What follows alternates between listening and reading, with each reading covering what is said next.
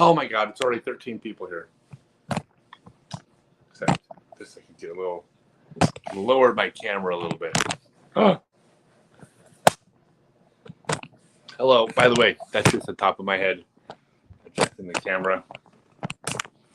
Hey, that's better. What's up, everybody? We had 13 people, and I went to adjust the camera. When I came back, there was 15. We're literally growing by threes. I see 24. You see 24? Oh, I see 24 also. It's way better than 15. 28 people. What's up, everybody? Hello. Gabriel. I almost said Gabrielle. And I'll let Adriana. Well, hey, Look-See. How you doing? That's kind of a cute name, Look-See. Right? It's not look, comma, see, which would be redundant. It's Look-See.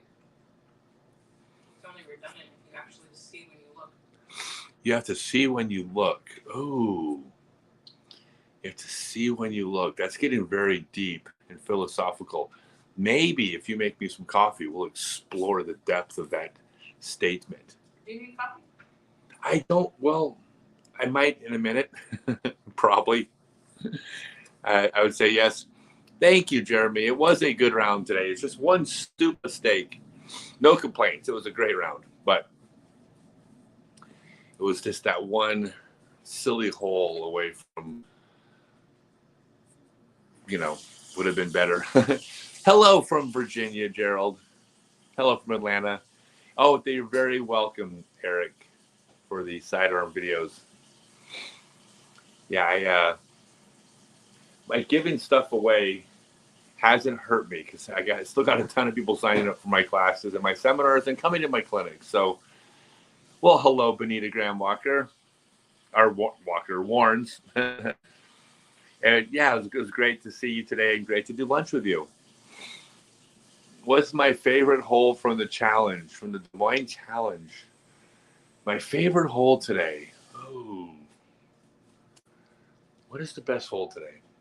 That's probably not as strong as you make it. No, that's fine. Let's see. My favorite hole from today. I like hole 4 over the water. I birdied that one today too, but that's not why I like it. I like it because you got to really make the decision whether or not you're going to go for it or not, because it's a pretty decent sized bailout area. If you're trying to play for par, you can get a par. Not routinely, especially not if it's windy, but fairly. It's like only 400 feet over the water. Not only, but I mean, if you're up at this, if you're competing at this event, 400 feet should be routine. And but I opted to attack it today, which meant I cleared the water by like 5 feet and made the putt. You have to talk. Okay, you can go. I got the questions and stuff will be posted on the screen that way. Because if I start reading stuff, then I just get lost. But I will address the talking more smack to Brody and doubles, because there was this was great Reddit thread before the season about me and Brody, and like there was like as if there was some kind of competition going on, which was funny because I'm not sure I can speak for Brody, but I think I can. Neither one of us is competing against each other. We're competing against Paul and Ricky and Eagle and Simon and Dickerson and the rest of the field. I mean, we're going to win the tournament. We're competing against everybody, not each other. I've had a lot of fun getting to know Brody this year. He's a good guy. I am ready to jump in with questions. That's going to be the easiest thing in the world. You're newest to the sport. Tried to deliver distance, can't get the mechanics down. What is the one move you feel is vital to getting distance in a drive? All right, so the first answer of the day is going to almost feel dismissive, but I'm not being dismissive. There is no one move.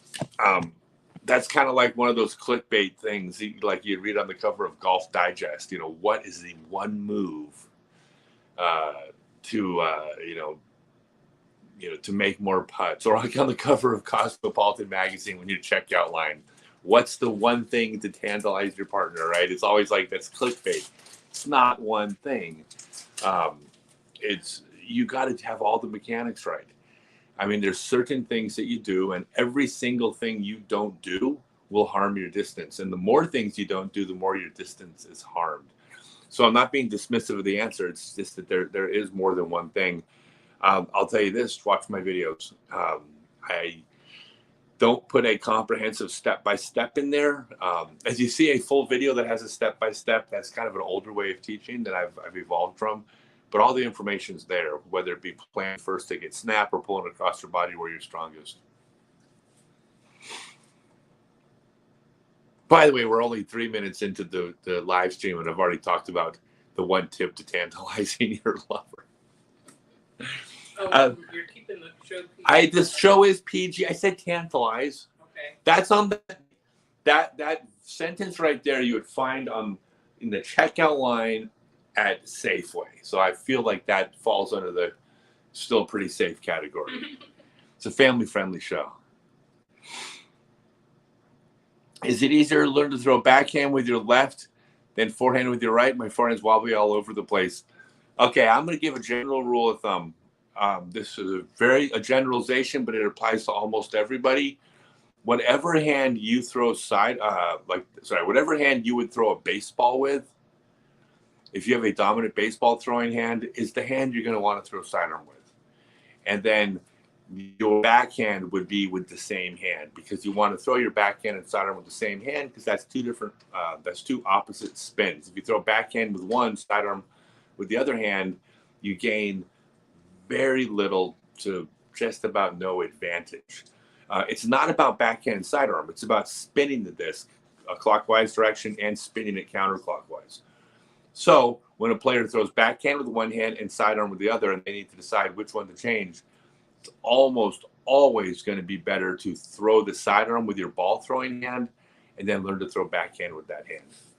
I mean, and just like all you got to do for everyone out there, try throwing a baseball with your offhand. It's nearly impossible. But you can throw a backhand with your offhand. So you have more potential with the backhand with the hand you're not used to. On a scale of 1 to 10, how well I think I'm going to play a 10. I've never once thought I wasn't going to be a 10. I don't play unless I think I'm going to win. I always think, I've had days where I was like sore or injured or my back hurt or something like that. And I was like, oh, this is not going to be a good day. But barring something like that, I always think I'm going to shoot a 10 every single time. Should you putt with your Bergs instead of your Wizards? Yes and no. There is no such thing as a best putter. There's just not. Putters are completely individual. The rule with putters is you need to putt with a putter. That's for sure, right? You don't putt with a mid-range or a driver, absolutely, for a number of reasons, but absolutely not. But there isn't a putter that's automatically better for everybody. That's just, our hands are all different shapes, and discs come out of our hands differently, and some people like the feel of soft versus stiff. So I will tell you that I personally, I think the Bergs are they don't glide as much. And so something with a little bit more glide than something really slow like a Berg is probably better. Like the Wizard is probably, I would say this, if you take 100 people, the majority will find that they putt better with Wizards than Bergs. It doesn't mean everybody, but most will. And I say that the Berg is still my number one favorite disc in the world. So it's the best approach in short range disc ever made, bar none, period. End of my discussion. So I love the Berg. There's a putter. Am I playing the Kansas City Wide Open? What is my favorite course in Kansas City? I'm playing the Kansas City Wide Open. I'm getting straight to Emporia to practice for Worlds. I'm playing with Danny Clyde in mixed doubles on Saturday, but I'm spending a full week just practicing those courses. I don't know when I'm playing Pro Worlds again. This is my last. I feel like I'm approaching this as if this is my last shot to win Open Pro Worlds. I've got 2 second places, 2 fourth places, a 5th place. Someone actually just posted a stat, which is really neat, that I have the third highest percentage of top 10 finishes at the Worlds in the history of the sport, only behind Ken Climo and Ricky Wysocki. But I've not won. And so this is my last shot. So everything is focused on winning the World Championships. What can you do to prevent toe drag? I'm sick of wearing out the toes of your shoes. It's toe drags. Stock in your favorite shoe company. Yeah. Adrian says, buy stock in your favorite shoe company. This is, I would just go grab them right now. I wear out toes in my shoes. Disc golfers wear out toes in their shoes. It does not mean if your foot's dragging, you're doing something wrong. That is not an indication of a flaw in your technique. So I would say that what you do is either find like $150 shoes that don't wear out, or find really good $30 shoes that you can replace every month or two. Just don't buy $150 shoes that wear out every month or two. So for me, this is like, I should get paid by then, but this is the A6 shoe that I found, and I ordered 3 pairs at a time. And when I get down to my last pair, I order 3 more, and I go through them once a month? Depending on how many tournaments you play, it's pretty much every other month. Every other month and a half. Like, so that's just, that's just the cost of playing disc golf for me.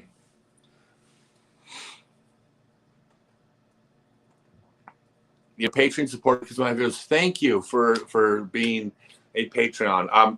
If anybody wants to become a patron, there's a link on my YouTube channel for patreon.com. I have never looked for donations. Y'all know this. I don't take donations for my Blue Power stuff. I don't take donations when our trailer got stolen or when our Jeep got broken into. So I'm not I don't take donations. I started Patreon.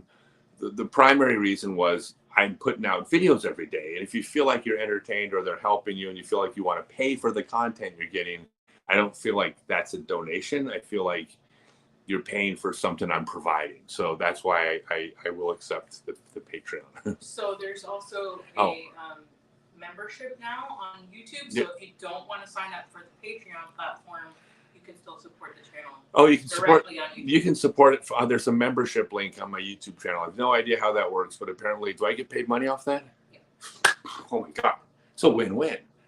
So apparently there's a membership thing on YouTube. You can also sign up for. So yeah, it should be like right there. Join. Yep. Right. Hey, I will give a plug on Patreon though. Check this out.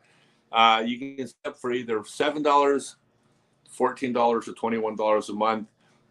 It's month to month. If you sign up for the $21 Patreon, you can sign up for 1 month. You get a copy of my book or my audio book. Like the print book's already $20. So you can sign up for a month for Patreon for the $21 top level and then cancel after 1 month, and then I'll send you a book. So basically you just bought a book. So, but forever that's worth. I'm no good at pitching Patreon. Eddie Wooders, you're proud of you, bro. Thank you, Eddie. Love you, Eddie. This is one of my dearest friends from back in Colorado. Thank you so much, friend. I love Colorado. That's always my home.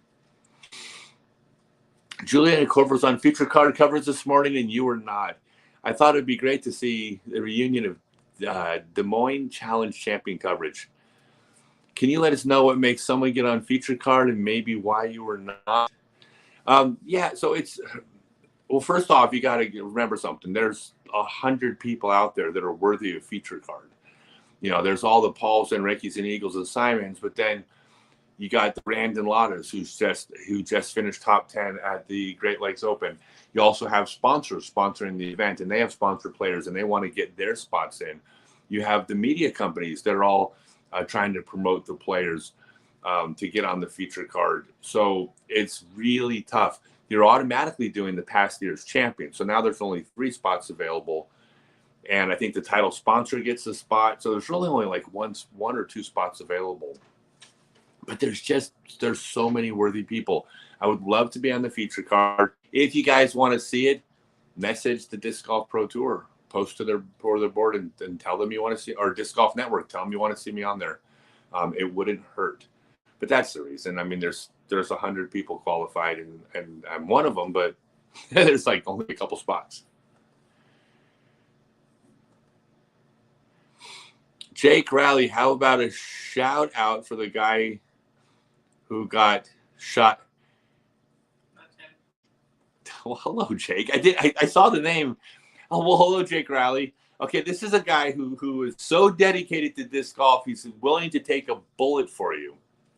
And I'm only like half like I'm not trying to make light of it because Jake is he's a player in Kansas City who was out on the course and just basically, I don't know the entire details, but basically got shot by a random encounter. There wasn't an altercation. It wasn't like, it was just a random act of being shot.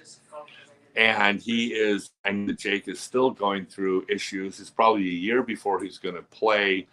I will tell you this, if you're interested, he's got his girlfriend, fiance, I believe, set up a GoFundMe because he's got medical expenses and things, and the disc golf communities come together to help, but it's never going to be enough.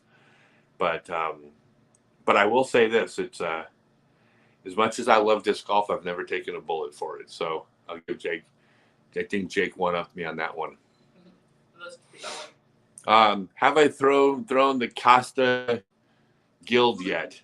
God, you know what I want to do? I want to tell you that, yes, I love it. It's the greatest thing I've ever thrown.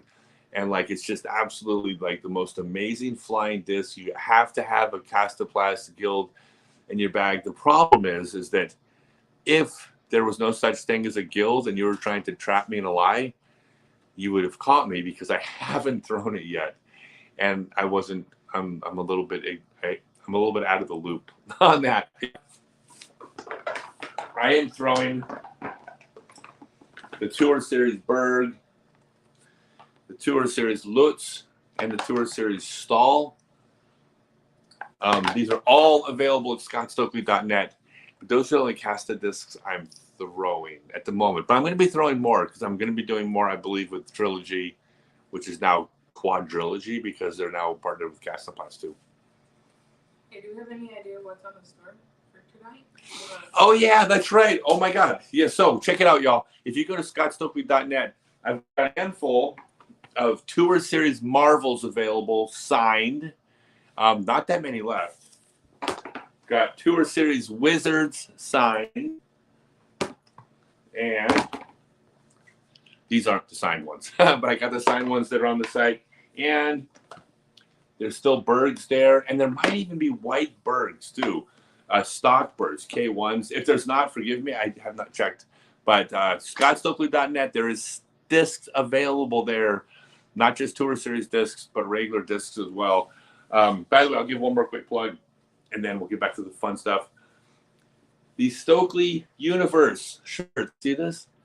The coolest disc golf shirts ever. And Stokely barbecue sauce. By the way, the D is Texas smoky.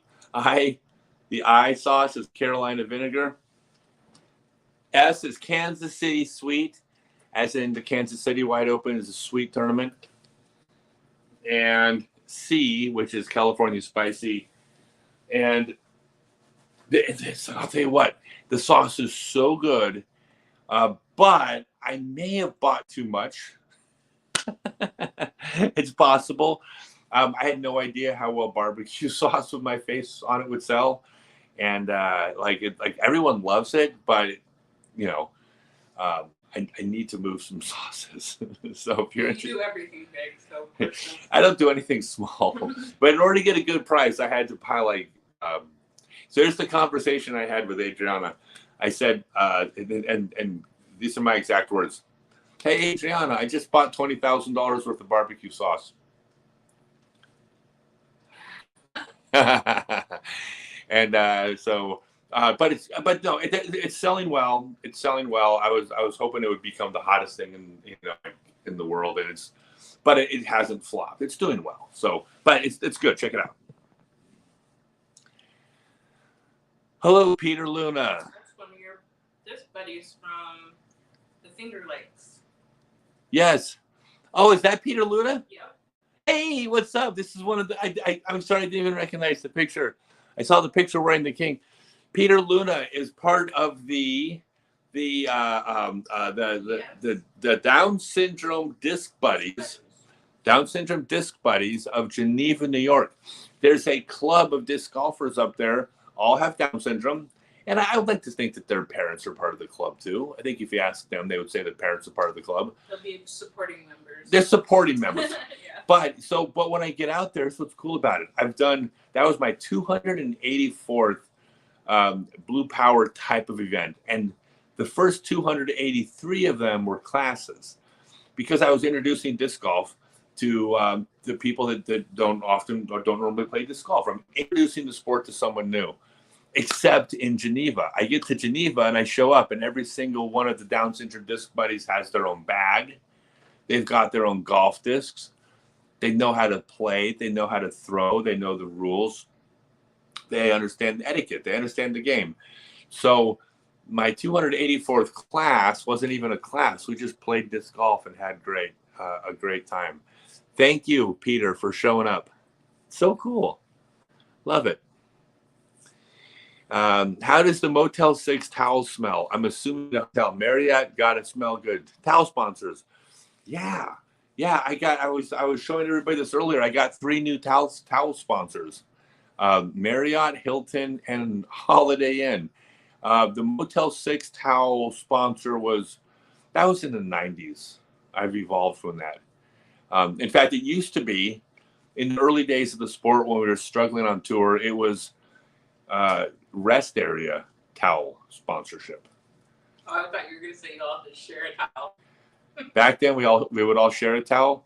No, back then we couldn't afford. Okay, I'll tell you all a story. So here's how poor we were back in the early days, because it wasn't just that we were younger and poor, but the culture of disc golf was not a culture of affluence. I mean, it's not a culture of affluence now, but now it's a pretty good cross slice of Americana.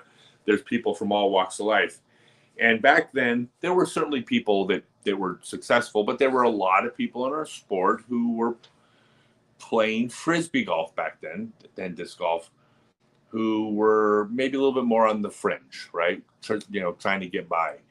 And so we were so poor that I went to a tournament in Santa Cruz, California, drove up there with world record holder Frank Aguilera, Scott Moore, who just finished second place at the national championships. There were a couple world champions that were kind of meeting us up there. 8 of us shared a 1-bedroom hotel room. And back then it was a little bit less expensive, but it was probably like, $60 a night for the room. The reason 8 of us shared a 1-bedroom hotel room is we all were like, well, I can afford $8 a night. Can you afford $8 for your share? You only have $6? Shoot, what are we going to do? All right, I'll loan you $2. And covering these, by the way, these are world champions in our sport. This is the early days. And so we all slept, 8 of us, in a 1-bedroom room. And actually, the funny aside is that we were only staying there for the one night. Whoever was leading the tournament out of the 8 of us after Saturday got the bed. And I was 17 years old and I was leading after Saturday. So I slept in the bed by myself or as a kid while the 7 adults all slept on the floor. But that's not the point of the story. The point of the story was 8 of us shared a 1-bedroom room because that's what we could afford back then. So now I steal towels from the Marriott. Moving up in the world. I'm moving up in the world. I haven't moved up to the point where I go to Bed Bath & Beyond and buy towels. That's ball golf stuff. I love your chats and tutorials. I play in league and currently in 3rd place. I was in 2nd last year. Wish me luck. Good luck. Crush them. Crush them. And when you beat them, make them feel really bad. Don't do that. I'm just kidding. What's the best course in Pittsburgh, Pennsylvania? Why is it Deer Lakes? It is Deer Lakes, except there's another course. Oh, God. There's actually 2 great courses. There's actually, I think Nob Hill's a fantastic course. Deer Lakes is a great course, but there's one other one, and it's called, Oh God, there's vowels in the name. What was? Think of a course with vowels in the name. Rosedale? No, she just randomly picked a course with vowels. Rosedale. That's in Kansas City. No, it's God, I can't think of it. Where are we talking about? Pittsburgh. Look, Moraine State Park. Moraine State Park and Deer Lakes are both awesome. Kansas City. What? I don't know why I was thinking about Kansas City. Yes, no, Kansas City, because we were going to be in Kansas City. So yeah, so I love Deer Lakes, but I do like Moraine and Nob Hill. Indoor practice advice for a rookie 3 weeks into the sport. Yeah, so if you're playing indoors, you can't watch your disc fly. Just focus on the mechanics, and I know this is arrogant, y'all, but my advice is watch my videos. And that just sounds so crappy. Like, I mean, it really sounds awful to say. By the way, that's the PG-13 as I go. This is a family-friendly channel. But the thing is that everything I teach is not based on my theories. Like, oh, I've watched people throw a certain way and I've observed that the best players do this, or here's what I do. Everything I teach is based on thousands, literally thousands of people that I've tried to teach something to. If they couldn't do the thing I was teaching, that's on me. That's my teaching technique that isn't right. So I've had to reinvent a method of teaching and reinvent. So now when I'm putting out videos, everything I teach, I can say firsthand, when I stand in front of 100 people and tell 100 people to do this, 100 people can do it. So it's based on real data. So like, it's not that there isn't good stuff out there by really smart people, but it's hit or miss. I can tell you the mind doesn't miss. Again, super arrogant. Did that sound bad? Hold on. Let me check with my business manager. I approve. You approved of that message? Okay. Hello, Scott and Adriana. Well, hello, Wes Warren. I always want to ask him, like, if he's part pirate, because I think about the boat in the boathouse that we slept in Idaho. Oh, Wes Warren is he part pirate because of the boathouse in Idaho? Like, his name is forever associated. Yeah. Like we stayed in a boathouse with Wes for a night, and we literally stayed on a boat. We stayed on a boat in Idaho. Yeah, on the lake outside of Standpoint. Yeah. What's the name of that park with the Farragut? Farragut Park. Yeah. No, that's yeah. It's fun. Is indoor practice for a rookie 3 weeks into the sport. Covered that one. Oh. I'm gonna dock you a day's pay. Excuse me while I chew out my manager. Why are you embarrassing me in front of everybody? Oh wait, is the camera on? Oh. Because I made coffee for you and not for me. Who would I rather spend a day with, Matteo, Ezra, or Brody? God, you know what?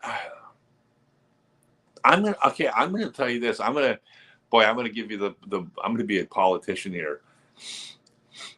Depends what I want to accomplish that day. Because I like all three of those guys. If I want to just simply laugh, I'm gonna spend a day with Matteo.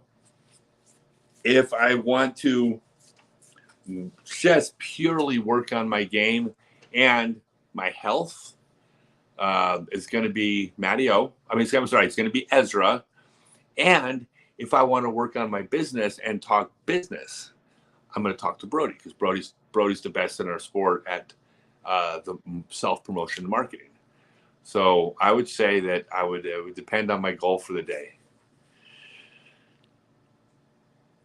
What advice would you give an AM player yourself who hit a wall in his game, and how to eventually level up to play a higher division? All right. And he donated $5. So now I have to give you a serious answer. So first off, be very careful before you feel like you hit a wall in your game, because one of the things that can happen is your gains come slower and slower. Right? You might be 10 over, and then a year later, like averaging 10 over, and then a year later you're averaging par. Well, a year after that, you're not averaging 10 under, A year after that, you're averaging 3 under. Then a year after that, you're averaging 4 under. Then a year after that, you're averaging 4.3 under. So sometimes it feels like you're not seeing gains simply because you're getting better. Okay, there's a curve up towards the best level of your game. Now, I am a big believer that number one thing that trumps everything else is mechanics. So keep working on your mechanics, because you gain slower and incrementally slower and slower towards your ceiling. But your ceiling is dictated by your mechanics. So if your ceiling is 10 under average, because it's perfect mechanics, well, you'll inch closer and closer to 10 under. Slower and slower, but that's your ceiling. But with bad mechanics, you might have a ceiling of a 4 under average. With those mechanics, that's never going to be your average. Well, you'll incrementally increase towards that 4 under.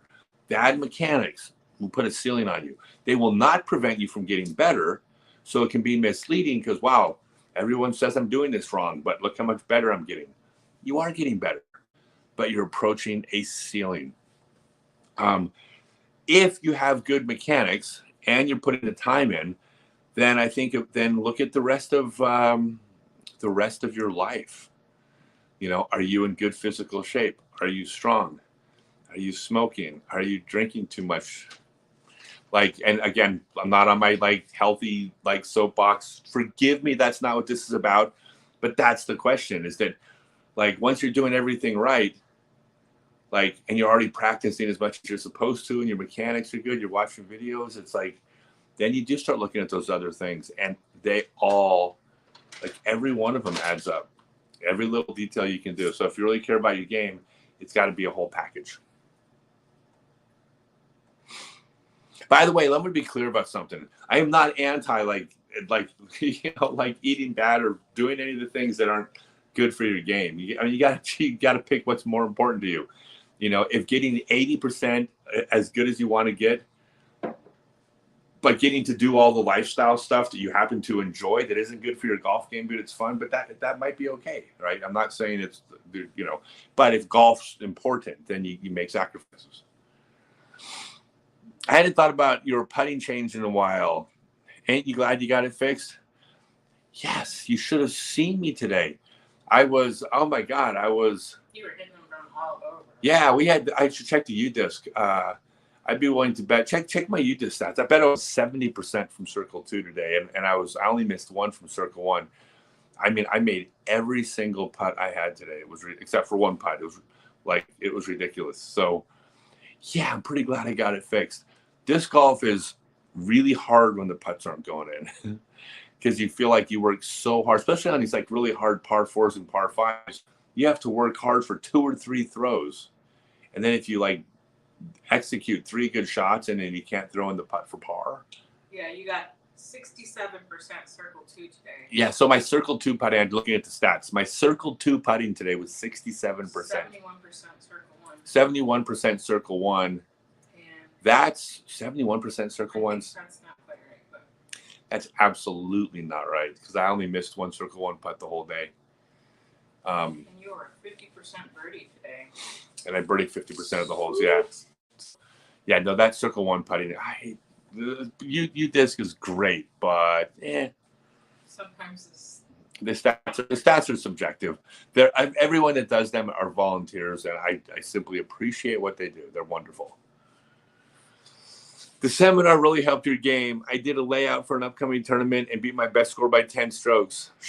Would have been your first 800 round. There you go. Yeah, what I teach works. It just does. For everybody. All right. Being older and only playing for a year and a half, you don't have the flexibility with your forehand. I throw a forehand with one finger flick and cannot seem to use 2 fingers. I lose control. Any advice? I have been told that 2 fingers will give you more distance. Okay.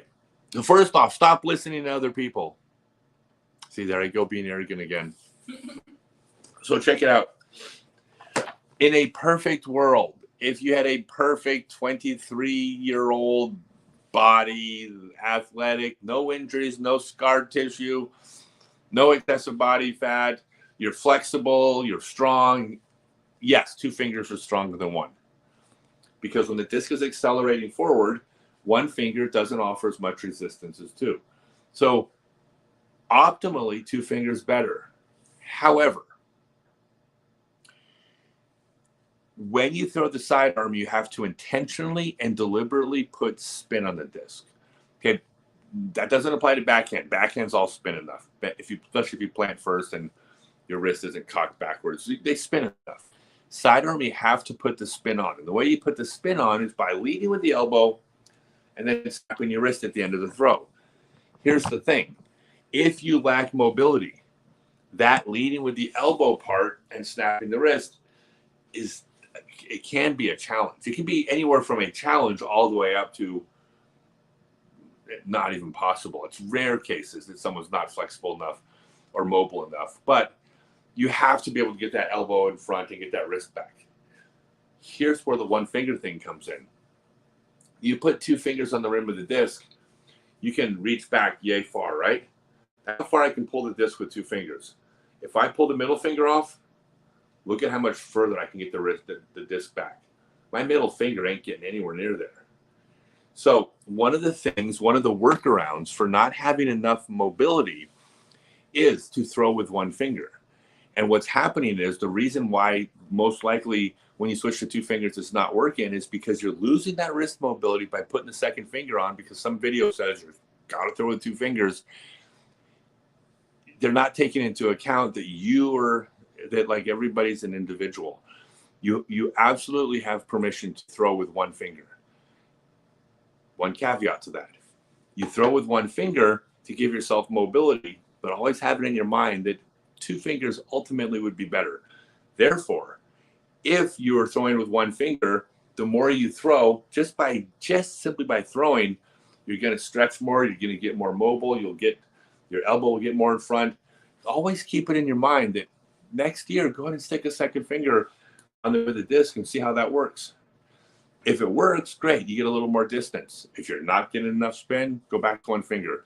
But you can absolutely throw fine with 1 finger for the rest of your life if that's what your hand dictates. Basically, your hand and your body dictate your grip. You don't get to choose an intentional grip.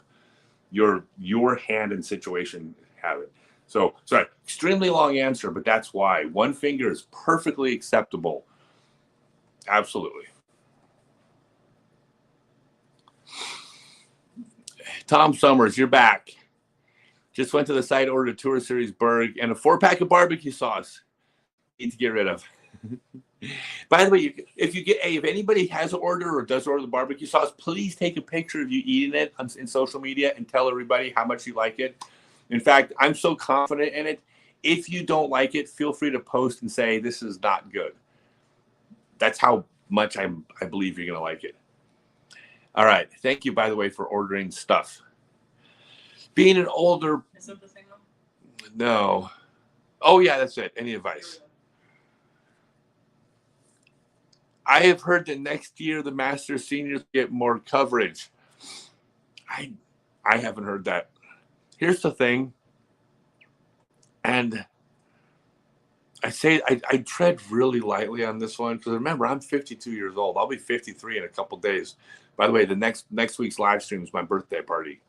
We're doing a live stream birthday party. As much as I think, wow, wouldn't it be great if we got more coverage as older players, and wouldn't it be great the legends of the game, the people that have paid their dues for so many years, and all these things that are just I think are so great, but at the same time, it's professional sports. Professional sports, y'all. It's like we had our time. Like I'm out there kind of scratching and clawing, getting my little piece of the promotional thing, and I'm competitive, I'm cashing, so I'm playing good enough to belong out there, but it's sports. I mean, I'm sure there's I don't know, maybe I think there might be a senior tennis tour, but if there is, I've never heard of it. I know there was a senior golf tour, but I don't know if anybody watches that. I don't think there's a senior NBA tour or a senior pro bowling tour, or if there is, I don't know. So I think it's neat if the older players get recognized, but I don't think people are tuning in to watch. I just don't. At least the numbers. I would say this, and this is not trying to just be politically correct, but if you're really trying to push and put the marketing promotion behind the division in need, it's the women's division. It's FPO.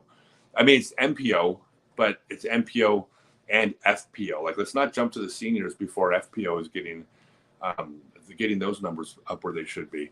What about if there was ways to engage more of the legends, like doing commentary? Yeah, they can do specialty events, and it's going to happen. People will face. Look at Ulari and Germ and Nate Sexton. I mean, until I came back, they were the old guys, minus like Johnny and MJ. But yeah, I mean, it's going to be. Look, I mean, this is not saying that I don't think that the older players deserve anything. It's just that, like, you could run a senior tour, you could have the most professional coverage out there. I just don't think people will tune in to watch it.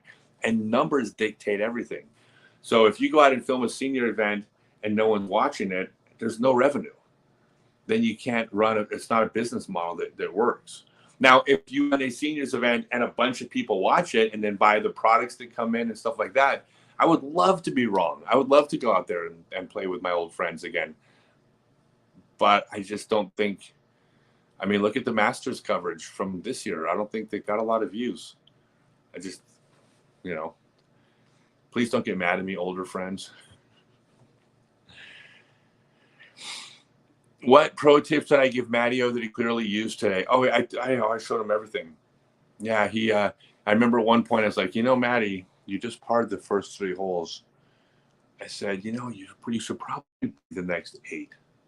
I mean, I'm just saying, Matty, like, what do I know? But I'm just, if you want to take some advice, I would say birdie the next 8 holes in a row. And he did. He took my advice and he birdied 8 holes in a row. So, yeah, I take credit for Matteo's 11 under. Of course I do. You can take credit for the great spirits you moved in throughout the whole round, and that may have accelerated. He's always in good spirits, though. No, I'll tell you who takes credit for it. Our entire group was, first off, we were all playing well. Yeah. I mean, I shot a 10-24 rated 6 under par and was the worst score on my card. And I'm totally satisfied with how I shot. So it helps everybody's playing well. But not all the people in the group are great. When you have it's like it seems like it's easier to shoot well when there's great energy in the group. But you don't have control over that. It's those, sometimes there's just this synergistic effect where everybody's just having fun. Everybody had a good time. But yeah, I take full credit for Matteo's 11 under. What's the best distance you give to an AM player that hits a plateau in his game and can't get that extra distance on drives and design putting? So I'll just give a shorter recap from earlier. It's a mechanics. First off, it's understanding that your gains come slower the better you get. So even as an AM player, if you're a 970 rated advanced player, like, it could take you a full year to get to 980. And that's on path to be 1012 rated someday. Gains come slower. Focus on mechanics. Make sure the mechanics are right, because bad mechanics will put a ceiling on you.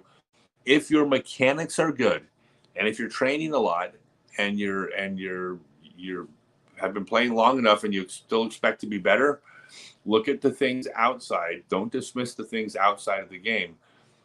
Fitness and smoking and drinking and partying and, showing up to the course 2 minutes before the tournament and not warming up, not sleeping well, all that stuff matters. Everything matters. It's a game of, say a game of inches. Well, baseball is not a game of inches. Our sport is a game of millimeters. You throw a drive on a hole. It's geometry. Throw a drive on a hole, get the angle off by just a degree or 2. Well, that disc leaves your hand just a degree or 2 or 3, or you got your line off by a degree or 2, angle off by a degree or 2, whatever. After 10 feet, those 2 throws look almost identical. But at 350 feet, they could be 20 feet apart from one another. Well, that means one's 15 feet right and one's 35 feet right. One's a gimme, one's a 60% putt. All because you're off by a couple degrees. So don't dismiss the little things. Every little bit helps. If you're getting fatigued during the round, you might not be fatigued enough to stop you from holding a conversation and walking the fairways. You're not super out of breath. You feel fine. But that little bit of fatigue means you're just not quite getting the angle right. That all adds up. So look to basically all the little details. But mechanics first. How much is shipping to the US and Norway for the shirts? You know what? I don't know. I shipped from a third party, but we just shipped a shirt to Finland. Who was the player? There was a player that posted a picture of himself wearing the shirt. By the way, the shirts he's talking about are these.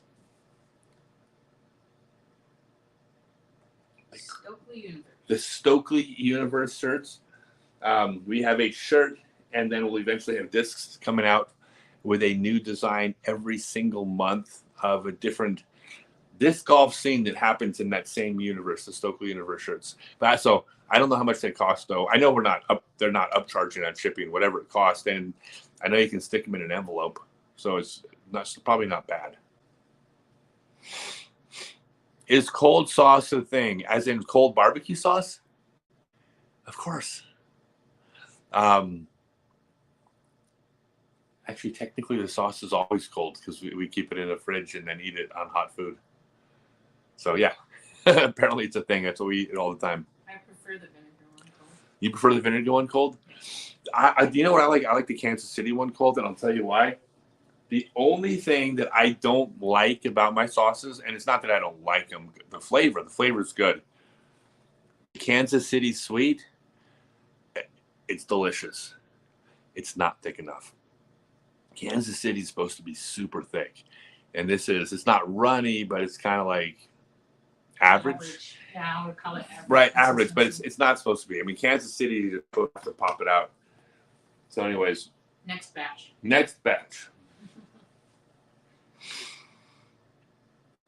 What would be your tip for maintaining balance and not going to the front leg when doing an X step?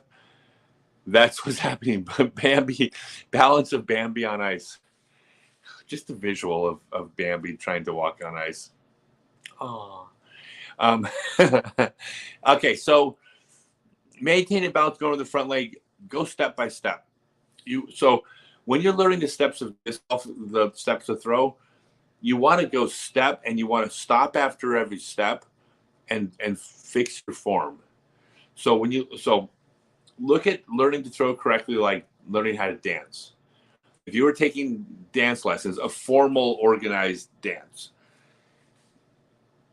they don't show you the whole dance. They show you a move, then they show you the next move, followed by the next move, followed by the next move. You have to learn each move in order.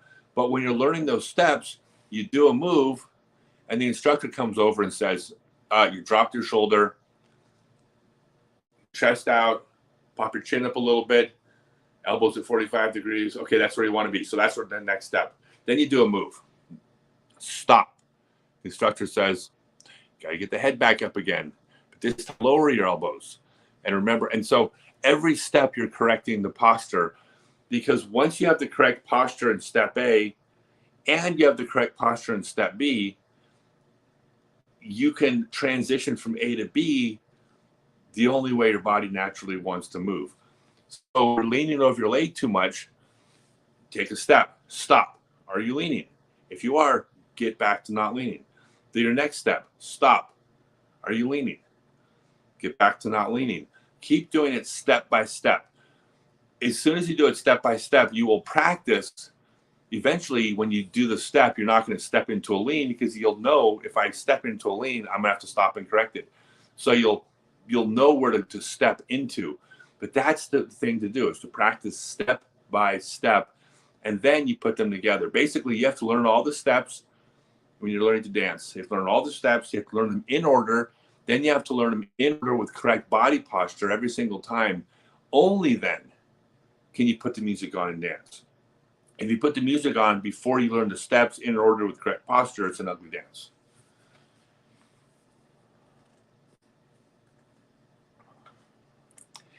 If I could pick one partner for doubles, who would it be? For all the money in the world?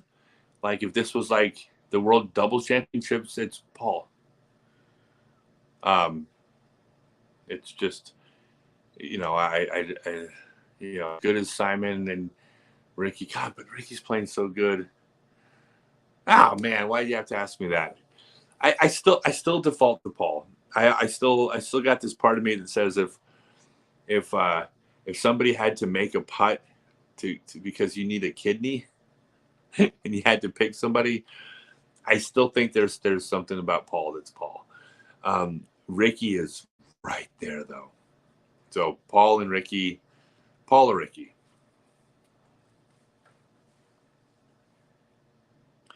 Is 10 meters far enough for circle one with how talented the pro field is? Yeah, because circle one and circle two are pretty arbitrary. The only difference is whether or not you can do a step putt or an X putt. I think the baskets could be smaller.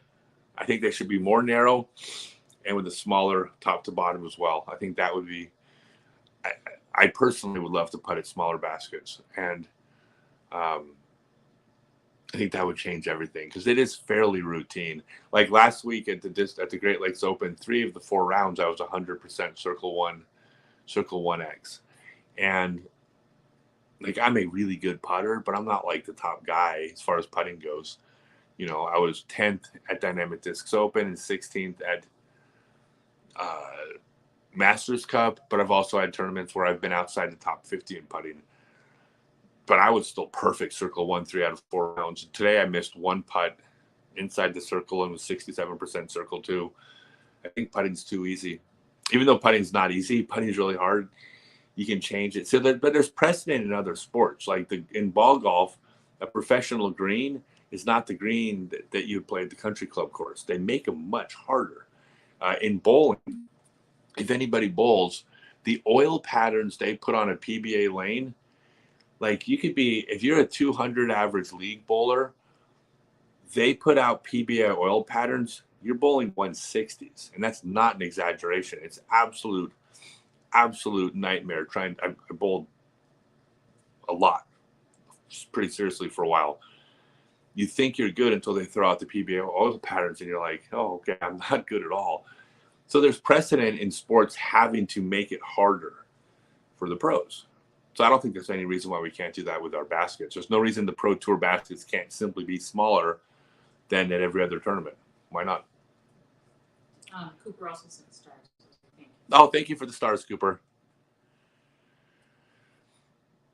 What happened to me going and filming other disc golfers' pets? So started filming that. The first thing that happened was nobody was watching. I will probably be doing some more of those because I like doing it. It was fun. The problem with YouTube and the way the algorithm works is the more videos you put out that don't get views, YouTube starts to say, oh, your content isn't as interesting as that person whose videos do get views. Therefore, we'll show that other video for those search results above yours. You have to be very careful with YouTube with putting out the content. That's why I stopped doing my daily round recaps. I do recaps on my Facebook pages because I'm still doing recaps, but I can't do them on YouTube. I got to stick to YouTube content that's gonna click. But I will be doing more. I'm planning on making more of those for sure. How do I modify a full-size bed to make it fit me? A full-size bed doesn't fit me. You sleep fetal position. I sleep in the fetal position with my knees with the pillow between my knees. Yeah, I make do. The thing about being tall is that because I'm 6'7", you learn. You know, it's like it's just something. It's like, how do you not hit your head on that on those lamps? Because I've been 6'7" for 30 years. Like I ducked. Is it wrong to keep a disc without a name or a number? Was the question. Is it wrong to keep a disc without a name or a number? I mean, I think you make a reasonable effort to try to return it.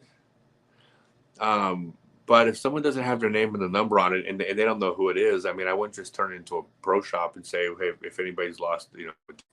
Now you can do is you can say, one thing you can do, like at your club, on your club page, a lot of clubs even have lost disc page. You can say, hey, I found a disc on hole 4 if you tell me what it is, and let someone write it. But I think that tends to fall more fair game-ish. But I also believe Oh God, I don't want to say this. I'll get everybody mad at me. Is it too late to take it back now? No, you kind of open the door. I would never ask for a disc back that went into the water that I wasn't willing to go into. If I throw a disc in the water and I look at that water and I say, I'm not willing to go out and get that disc, if someone goes in and gets it, I would never take that disc back from them, because I have conceded that disc. I know it's not quite the same, because some people might have gone in the water and looked for it and couldn't find it.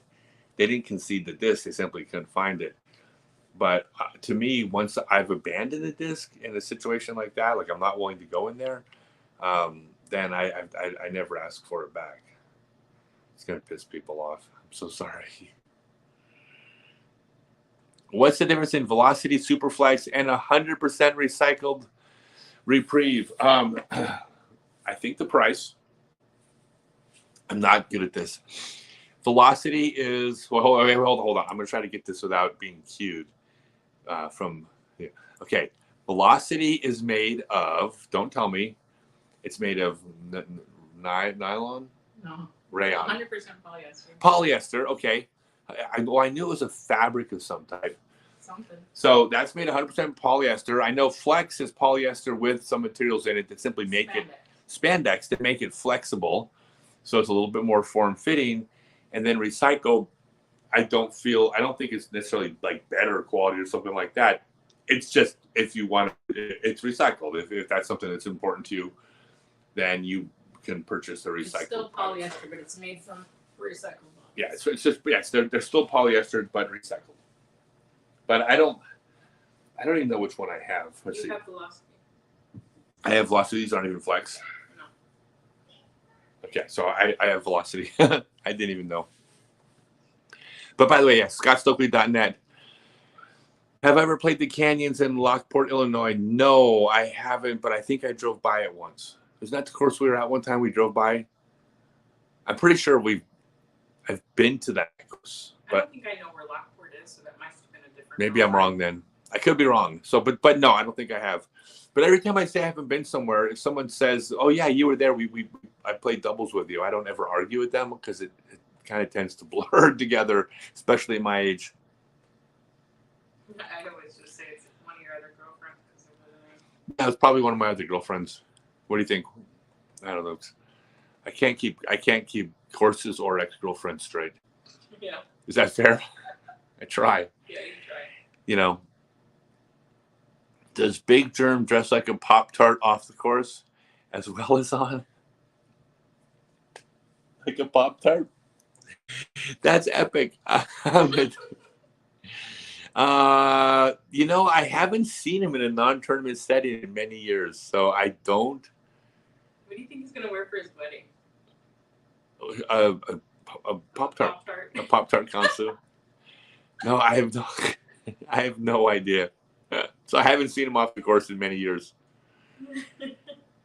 That's such a great question. That is a great question.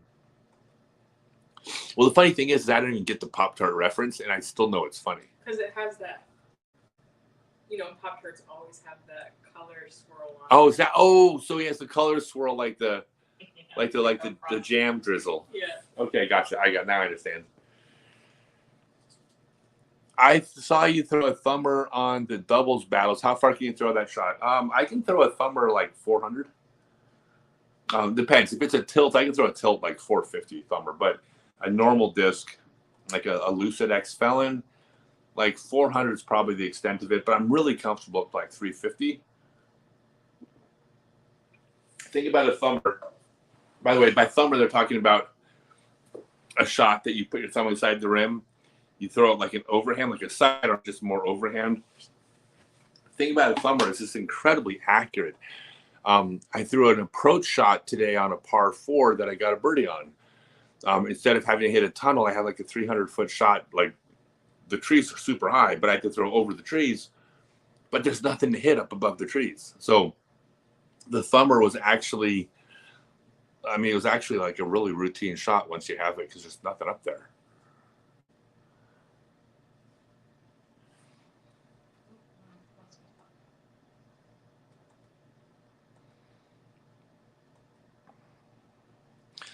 What does Adriana normally do during my rounds? Does she just hang out or find something local to do? Like, no, she actually just watches me and swoons. Is that accurate? Yeah. Pretty much, right? Sometimes I drag a cart around. Yeah, so she's been, so like she typically pulls my cart during tournament rounds when she is able to.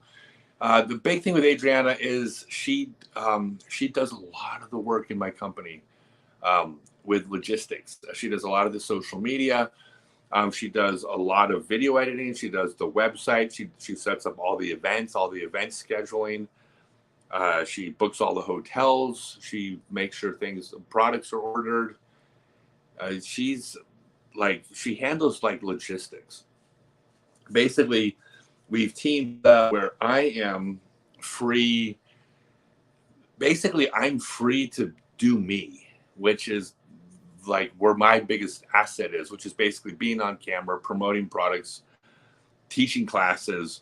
But she runs the nuts and bolts behind. And one of the things that's worked for us, which was so nice for me, is that in the past, and I'll try to express this in the best possible way without sounding like a terrible person, but in the past, I've made the mistake of listening to my partner when it came to business decisions, right? Your partnership in life and all these other areas. But then when it came to the disc golf business, I would listen to my partner, or I felt pressured to go with their ideas, or like, why did I ask their opinion if I wasn't going to take their advice? And I ended up making bad decisions. And so one of the things I did when she started working with me was I said to her, when it comes to the disc golf business, we're doing it my way, right? And this is not because I'm a man. It's not because I'm like, there's no ugly reasons behind this. It's just I have 40 years expertise in this area. You have 40 minutes. And so one of the things that's been great is we collaborate on ideas, but then ultimately I decide this is how we're doing it, and I need you to do this. And she's a full partner in the business, but she makes all those things run, which frees me up. So it's really it's been an amazing partnership because we both have different roles, but I wouldn't be anywhere near as successful without her, for sure. And then she's got somebody that when she does this work, it actually pays off. She's not like spinning her wheels like with a partner where she's working really hard and they're just dropping the ball at every turn. So is that fair to say? Is that an accurate assessment? Yeah. Fair? Okay. You were looking through 2007 Worlds, didn't see your name on the roster. Being from Wisconsin, I wanted to know if you've been to High Bridge Hills. It was almost sold this summer. I didn't really take disc golf from 2001 to 2014. I basically took 13 years off from the sport. I quit when my daughter was born. I wanted to be home to raise my daughter. I did a fantastic job raising my daughter, built an incredibly successful internet business, was wildly successful for a whole bunch of years. And then right at the end of the 13 years, towards the end, things went bad, and I decided to pursue a career as a drug addict.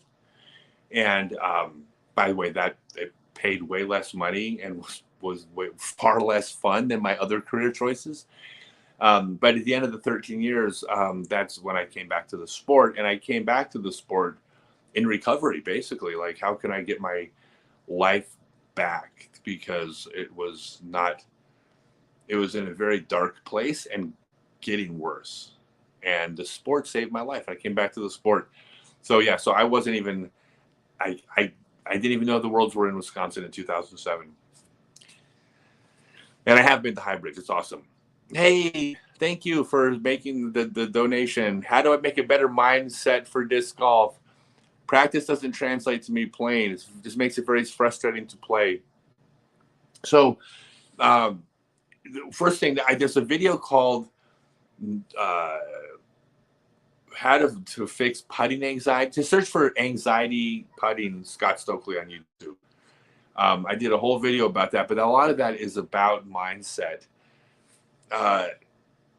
Disc golf's a tough game. Like it is frustrating. the funny thing is, it's like disc golf or just golf in general. Golf is like the funnest sport in the entire world, right? Not necessarily, right?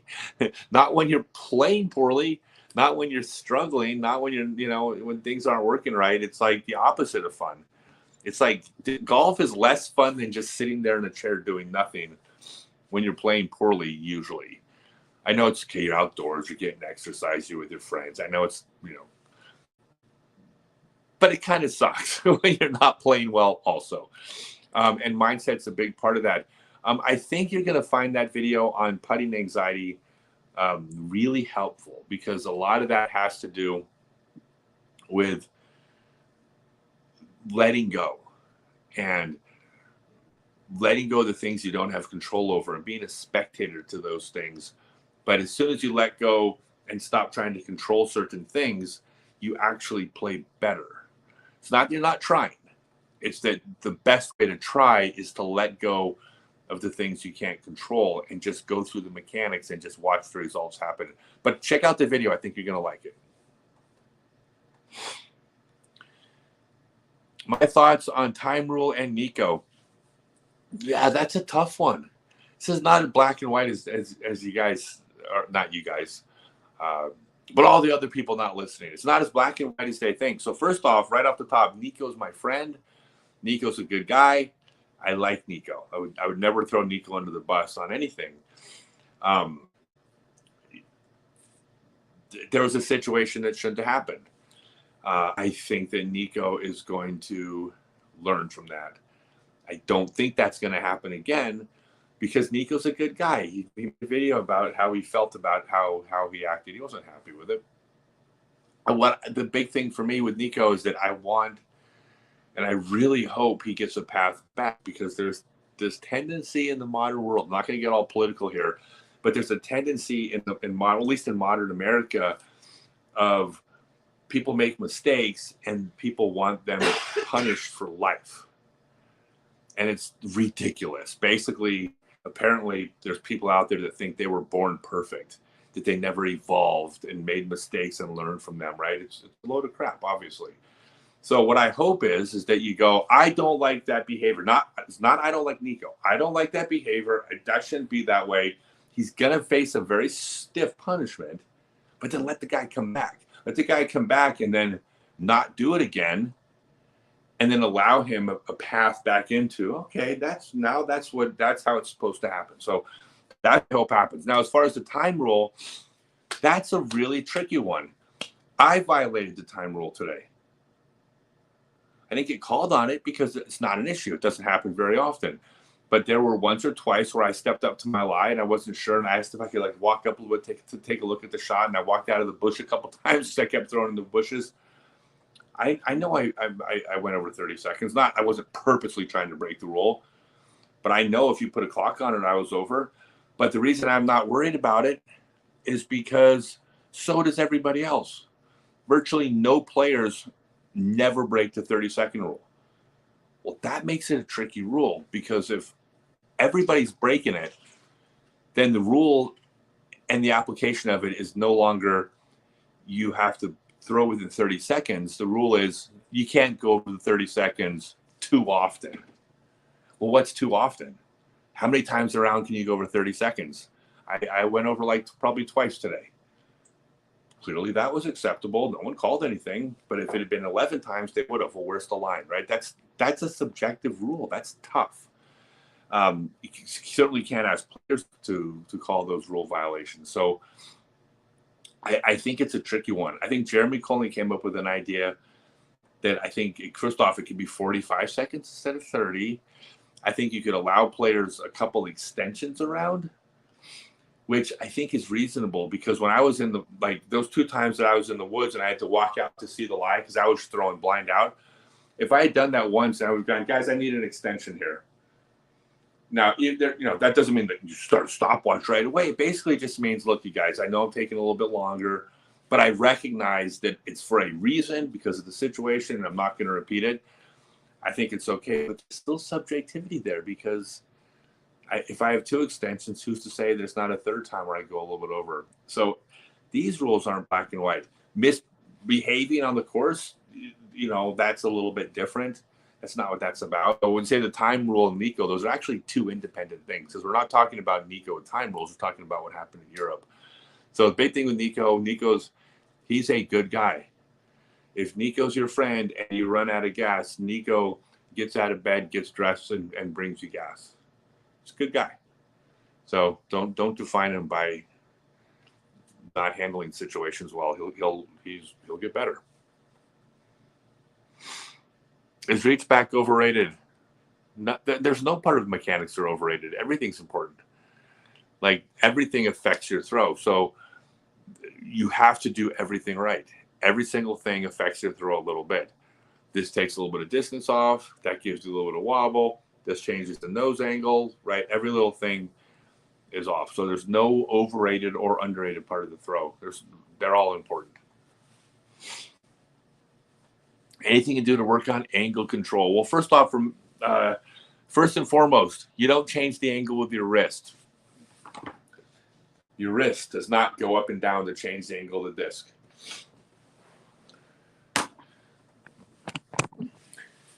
Hold your wrist up. Where does it sit in its natural resting position? Put it in where it just naturally rests and naturally moves. Wherever your wrist most naturally moves back and forth, that is where your wrist is going to stay every single throw. It doesn't go up here, and it doesn't go down here. It can go back and forth up here. It can go back and forth down here, but all you got to do is tilt it up or down, go back and forth, and you can feel it grinding and impinging on the wrist. It's not right. So the first thing to keep in mind is that your wrist does not deviate up and down from its natural default resting position. You want to adjust the angle of the disc with your waist. With most throws, extreme angle throws, you got to make changes, but those are situational shots. You have one hinge, and that hinge is your waist. So the way you control the angle is you have your baseline standard throw that you'd be throwing flat with. Whatever that is, you're standing here, you're pulling the disc here, that's your flat throw. At your waist, click, click, click, click, click, click, click, click, click, click, click. Lean over the amount of degrees you want to throw. Do it on the next to last step, and that's where you change it.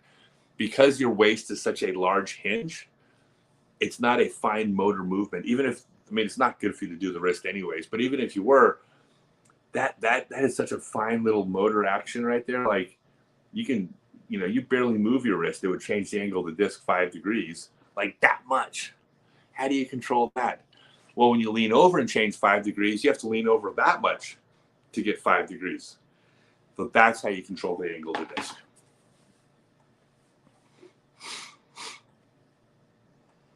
How do you order a jersey? Don't see it on the website. If they're going to Scottsdalenet, there's a banner. Yeah, so go to Scottsdalenet, not .com. Scottsdalenet. There's a banner at the top of the page. And if y'all order the shirts, when you get them in, take a picture and put it on your social media and tag me.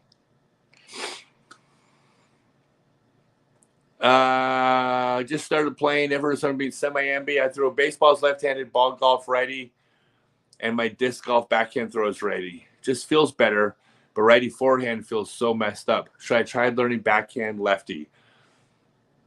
Yes. What you're talking about is not unusual. I've never heard it called semi-ambi, but it's not unusual, and it's most common with baseball players who they throw right-handed, they bat right-handed, but that's the equivalent of a left-handed backhand, so they wind up learning a right-handed sidearm, which is how you throw a ball, left-handed backhand. Best thing you can do, and by the way, there's a very detailed video from like just 2 weeks ago on my YouTube channel. I actually break it down in detail, but yes, in my experience, it's almost impossible to throw your sidearm with the opposite hand. And you're right, the righty forehand feels messed up, of course, because you're left-handed.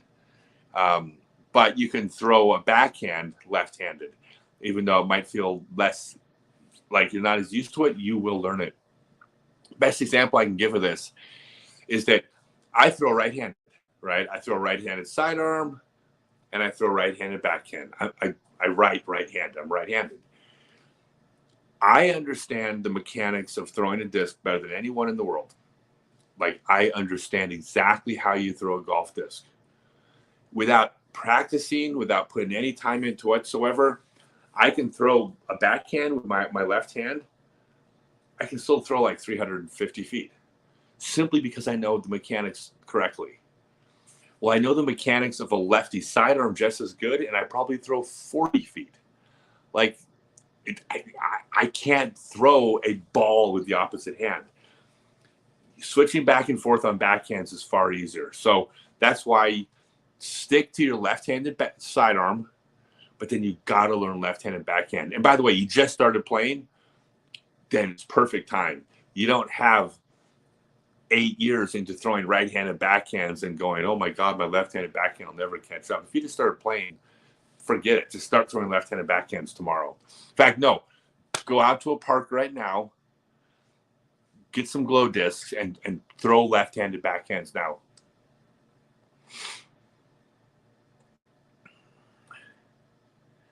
Would I like to see disc golf offered in high school for sports, or is it best to keep it out of the school, state, and continue being PDJ and local tournaments? It's not an either or. It could be everywhere. I mean, it's just a sport. Like if you're a school, like if you're introducing kids to basketball and tennis and, you know, track, like why not disc golf also? It's a sport like any other. And in fact, I think that's what PE really should be about. Like it should be about introducing kids to as many different sports as possible, because you never know which one clicks. You could have the most I don't want to play sport kid in the world who like never wants to leave the house because they play video games all day. Then all of a sudden they're like, wait, I like disc golf. I can't stand sports. This disc golf thing's pretty fun. I'll go outside and do that. So yeah, it's not an either or. C1 putting is rough. Any mental tricks to get yourself to commit? When I'm playing it around, I feel like it just puts off and can't commit, and around and miss low and short. Okay, so first off, no, there are no tricks for anything. Anyone that has, the trick is to aim at a length, or the trick is to, visualize snapping a towel on your backhand. Like anything that's a trick is BS. Like if there was a trick, everybody would do it, and you would no longer refer to it as a trick. You'd call it a technique. So forget thinking about the tricks.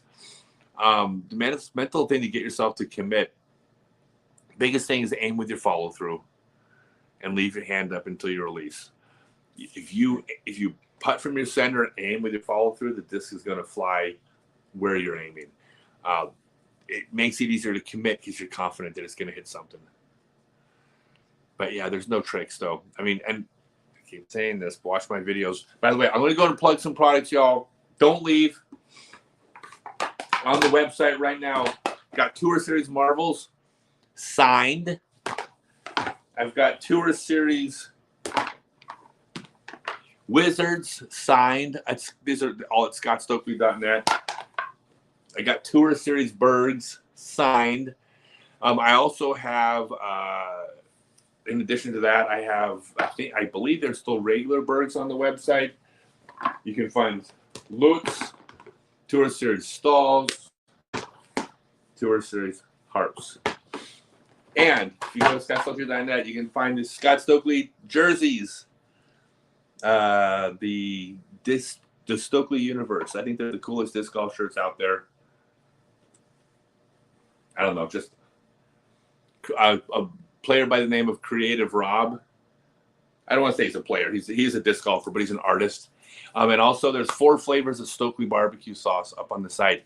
By the way, as far as teaching everybody, I have I'm teaching right now, currently 6 6-month online classes, which obviously you can't get in because they're 6-month classes, and all 6 of them started a couple months ago.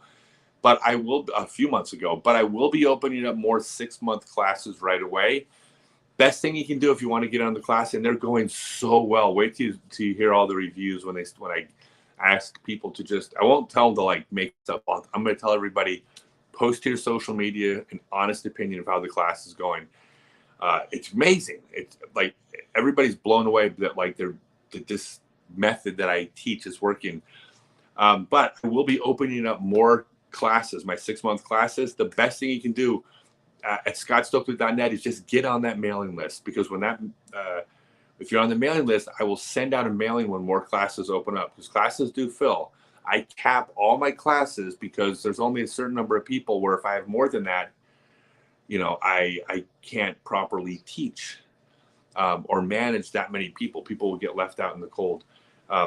Every seminar sells out, the clinics, classes, I forego the extra money to keep it at a number where everybody gets what they paid for every single time. So, Scottsdalenet to get on the mailing list. How fast is shipping from the website? It'll ship in Monday. It's usually next business day that it goes out. Yeah, usually next business day. Oh, somebody in the room here, I think it was Adriana. I don't know. It was one of the many. I got a bunch of women fans that they always hang out in our hotel room. It's like I'm a rock star or something. Did you just laugh loud at that? Oh, that wasn't loud enough for them to hear. Oh, they didn't hear that part? Yeah, the hardest part about disc golfing on the pro tour is all the women are like throwing their hotel keys at me as I'm trying to putt. I'm getting hit in the head with like room keys. It's the worst. Except that never happened ever. But but she just brought me a copy of Scott Stokely Growing Up Disc Golf. This is my book, my autobiography. It's also basically the history. I've been there since the beginning, the first 25 years of the sport through my eyes, but also my history. It's available on audiobook from Scottsdalenet. Well, it's from Audible. Go to Scottsdalenet. I even read myself audiobook.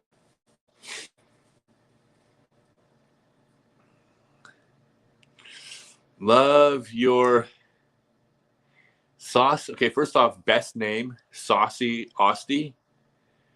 I don't know what Austie means, because if it was Aussie, I would think Australian, right? Mm-hmm. Maybe they're from Austin. Maybe from Austin. Love my passion. I don't know. I don't have energy. It's great. Any drills to increase your speed, hip rotation? Currently rated 835. Okay, so don't try to rotate your hips. Plant your foot first. That final step, that plant foot, it has to hit the ground before any other part of your body begins moving forward. If you do, the hips will rotate, and they'll rotate fast automatically. Go search for Scott Stokely Snap. There's a video. It'll have like 200,000 or 300,000 on it. But that snap video will increase your hips. But it's not going to happen by you intentionally rotating your hips. As much as hips are obviously a part of the throw, they're a part of every sport, you're not going to be turning your hips. You're just going to plant first, and it's going to happen automatically. You have my word. If you plant first, it'll rotate fast. You're in the orange class now. Party Part has helped you out tremendously. Yeah, thank you, Derek. Yeah, it's really great. The thing about these 6-month classes is one of the things is I have 5 amazing trainers. These are paid positions. These aren't volunteers. I have paid trainers that have gone through my classes, my seminars, and they've been trained in training, as well as myself. So there's 6 total people. So when you do my online classes, you get an unlimited number of form reviews. As many times as you want to put up a video of yourself throwing, I don't put a cap on it. Just put a video up of yourself. It'll get reviewed, and we'll fix the stuff that's broken based on the class that we teach. That's why my online classes aren't just me talking at you or watching videos to download. I mean, it's this complete interactive process. It's why it works.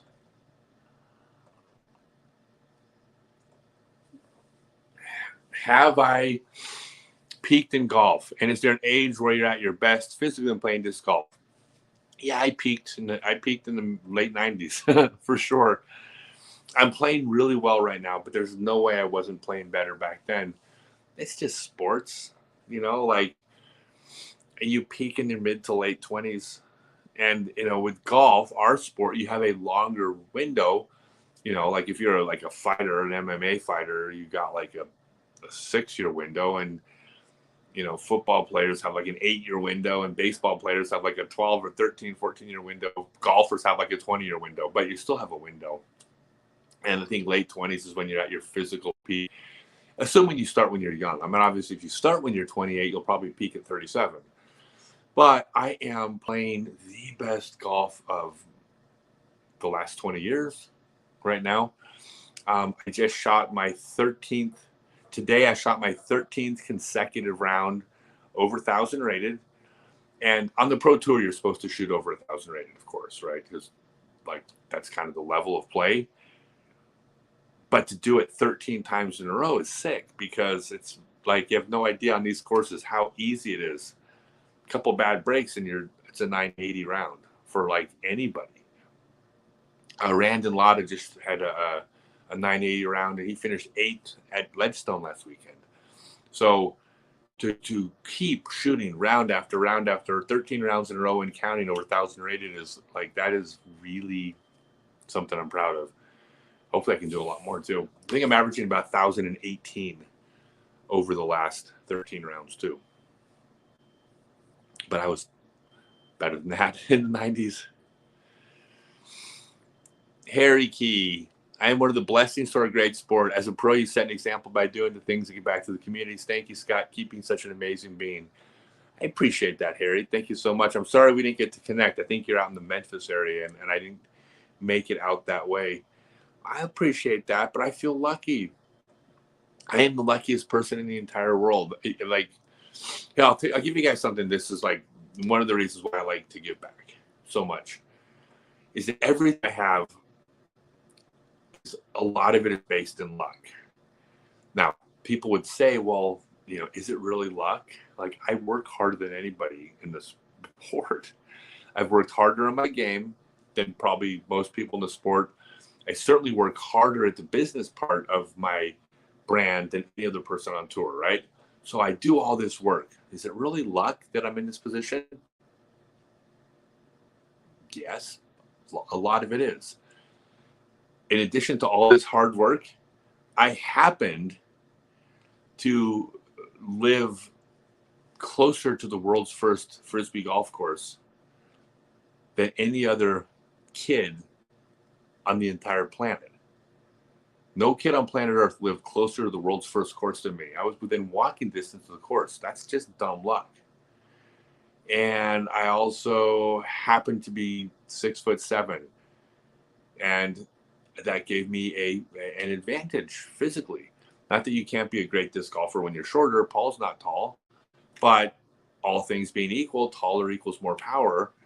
And I also happen to be surrounded by these people that have taught me so much that they didn't have to be in my life. They could have taken up other hobbies. So I feel extremely lucky. And then I've been healthy, and I've been like I've had all the luck in the world. So if I don't give back, I'm not really square with the universe. Like, in this weird sense, I feel like I need to give back because of all the good things that have happened to me. I don't know, it's a little bit deep for a Friday night, but drills and exercise you do to help with your mental game. Do I have any that I like to do? Yeah. So number one, first and foremost, no mental drills, no mental exercises. I couldn't disagree with any of those things more. There's no tricks to the mental game. The most important part of your mental game is to take your brain out of it. I'm going to give you guys, I'll tell you all a story. And this may not be exactly what you're talking about, but I will tell you the exact story. But from that story, you should be able to derive what I'm getting at. It's one of my favorite stories, and I'm going to do my best to quote the person. So I had a player ask me one time, they said, and I think I even told this story last week, so you'll have to bear with me if you've heard it. But they said they always have first hole jitters. They said they just can't get past the fact that on the first hole of tournaments, they're so nervous. They always seem to bogey the first hole. And I said, or the first couple holes. And I said, really? Okay, well, when you hear the 2-minute horn, meaning the round starts in 2 minutes, what do you do? And they said, oh, well, I got this book on sports psychology. Here's what this book said to do.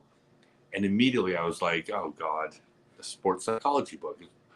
You know, well, first off, at least that book wasn't working for that person, because or else you wouldn't have been asking me. I said, all right, so tell me about what this sports psychology book said. What do you do? And he says, all right, so when I hear the 2-minute horn, I go walk over by myself. And the first thing I do is, after I get by myself, is I close my eyes and I visualize. This is like the mental trick. He goes, I visualize a line from this side of my head to this side of my head. I mentally visualize a line from the front to back, and I visualize one top to bottom. And right now I can see the lines inside my head, but they're not touching. And since the lines aren't touching, I know I'm not centered. I still don't know what that means. No one will tell me what that means. But anyways, he says, I'm not centered. So I kind of visually, I concentrate and I move the lines around here, and I keep doing it until they all kind of converge at one point inside my head. And then I can see them all touching in one spot in the middle. Then it almost starts to glow. So I know I'm centered. So now that I'm centered, I open my eyes. I take 3 deep breaths, in through the nose, out through the mouth. This is so I can relax. 3 deep breaths. And then I walk over to the first hole, and I have first hole jitters. And I always bogey the first hole. And I'm like, well, I'm not surprised, right? You're nervous because it's a tournament, right? I go, let me tell you what this book just said. The book says, oh, you get nervous at tournaments? How many different ways can we remind you that you're playing in a tournament and that it's a big deal? So the book says the first thing you do is isolate from all your friends. It's a tournament. You can't be around your friends at a tournament, right? So go off by yourself. And then the book says, now you got to close your eyes and do a mental trick. Like, it's a tournament. Of course, you can't just go play disc golf in like, it's a tournament. It takes mental tricks to be able to play. Then after you've done this mental trick, the book says, look, I know you've been breathing your entire life, but you don't know how to breathe at a tournament. Tournaments are different. I'm going to teach you how to breathe differently. And I'm like, that book did everything possible to reinforce that you're playing in a tournament. Like, how in the world could that possibly be good for you? I said, instead, what you should be doing is stop making a tournament into a tournament. Turn a tournament into league night. Because I go, do you get nervous at league night? No. Do you get first hole jitters at league night? Never. Well, then why are you changing things from this? Here's where you're at your best. Why would you change that for a tournament? That book is like, throw that book out. It's stupid. I said, what do you do? What do you do before you tee off at league night? He says, well, I text my kids, make sure they're doing their homework. Okay, well, the next time you're at a tournament, right before you're about to play, you text your kids. Replicate league night. Do you isolate from people at league night? It's like, no, these are my friends. Okay, well, in your tournament, have with the people in your group. They're your friends. Maybe they're not your friends yet, but they will be by the end of the round. Make friends. Turn them into your friends, because once they're your friends, now you're at league night. You know, don't do any tricks, because like you don't have to do tricks at league. So the biggest thing, and there's way more to it than this, but the biggest part of the mental game to me is to take the mental game out of it. Just go play frisbee golf in the park with your friends. I know that's easier said than done, because it is a tournament. It is something you've worked for. It's important. You've paid money. Like, I know it's not the same, but you want to try to replicate where you're at your best. And if you're at your best, normally at league night, if you putt in your backyard and that's when you're at your best, do everything you can to replicate your backyard.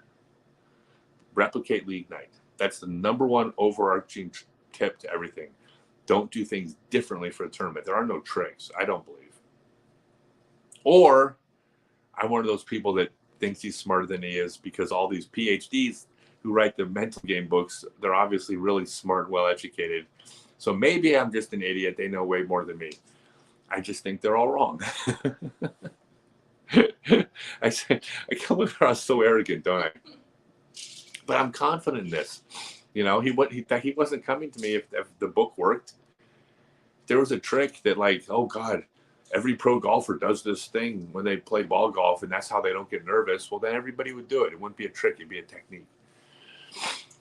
What's the weather looking like for tomorrow? I think the weather's going to be good for tomorrow. We had a rain delay and a lightning delay today. So So I just looked it up, and it's between like 20 and 30% chance of rain basically all day.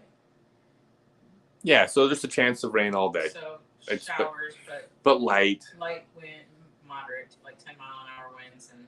Okay, it's gonna be it's gonna be medium conditions. I know Sunday's gonna be nice. It'll be decent. Sunday's supposed to be great, 80s and sunny. 80s and sunny. 80s in Iowa is nice. Yeah. All right. You had to go back to the method you videoed of me at the class today. I was rushing and turning before my foot hit the ground. Big difference. Back on track. Oh, that's right. Okay, so yeah, you gotta. You always gotta make that's what the videos are for. Yeah, if that's why I will never teach without video ever again. It doesn't make sense. You gotta have this stuff moving forward. Thank you for pointing that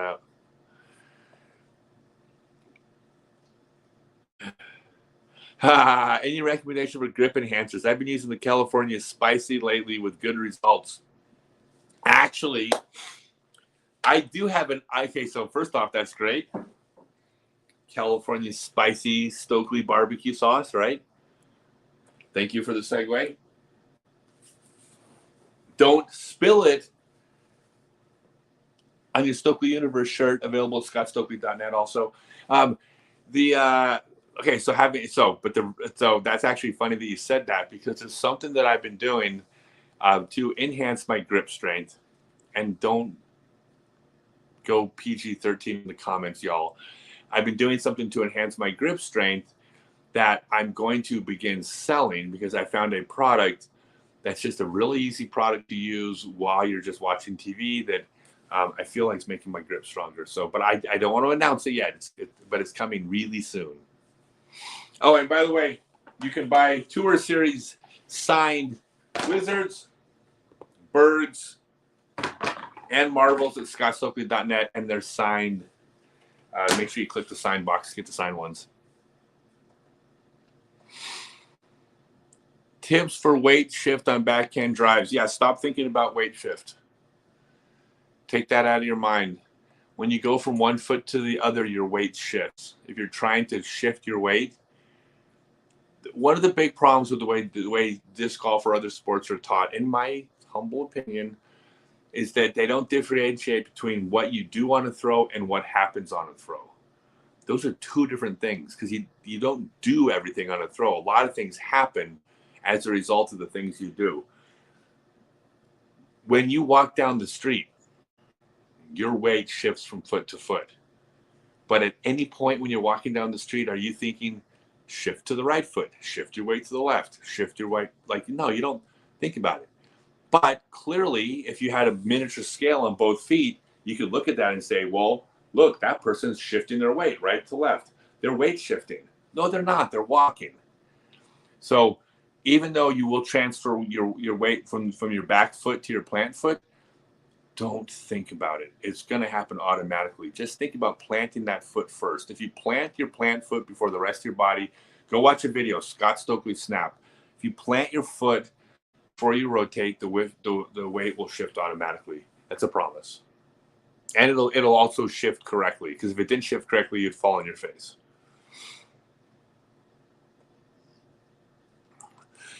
Scott, you can drop from a helicopter on any course on Earth with only 3 discs. What's the course and what 3 discs you're throwing? So first off, it's funny you should say that, because I'm terrified of heights. I'm never getting into a helicopter. And you know why I'm not going to get into a helicopter? Because I'm afraid one of them's going to drop me on a course. There, I said it. It's not funny. No, I'm such a chicken. We were gonna go to Hawaii, and we already told Adriana that I would book her a helicopter flight over Kilauea, the crater, the active volcano, and I'm like, I can't. It's not like I would have fun and be excited when it's over. I would actually be like in a panic attack mode. So, thanks for bringing up the helicopter thing. On any course, only 3 discs. What's the course and what 3 discs are you throwing? I'll give you 2 answers, and both of these it's a coin flip. One is Eagles Crossing, and it's going to be a Berg, a Marvel, so I have a putter, and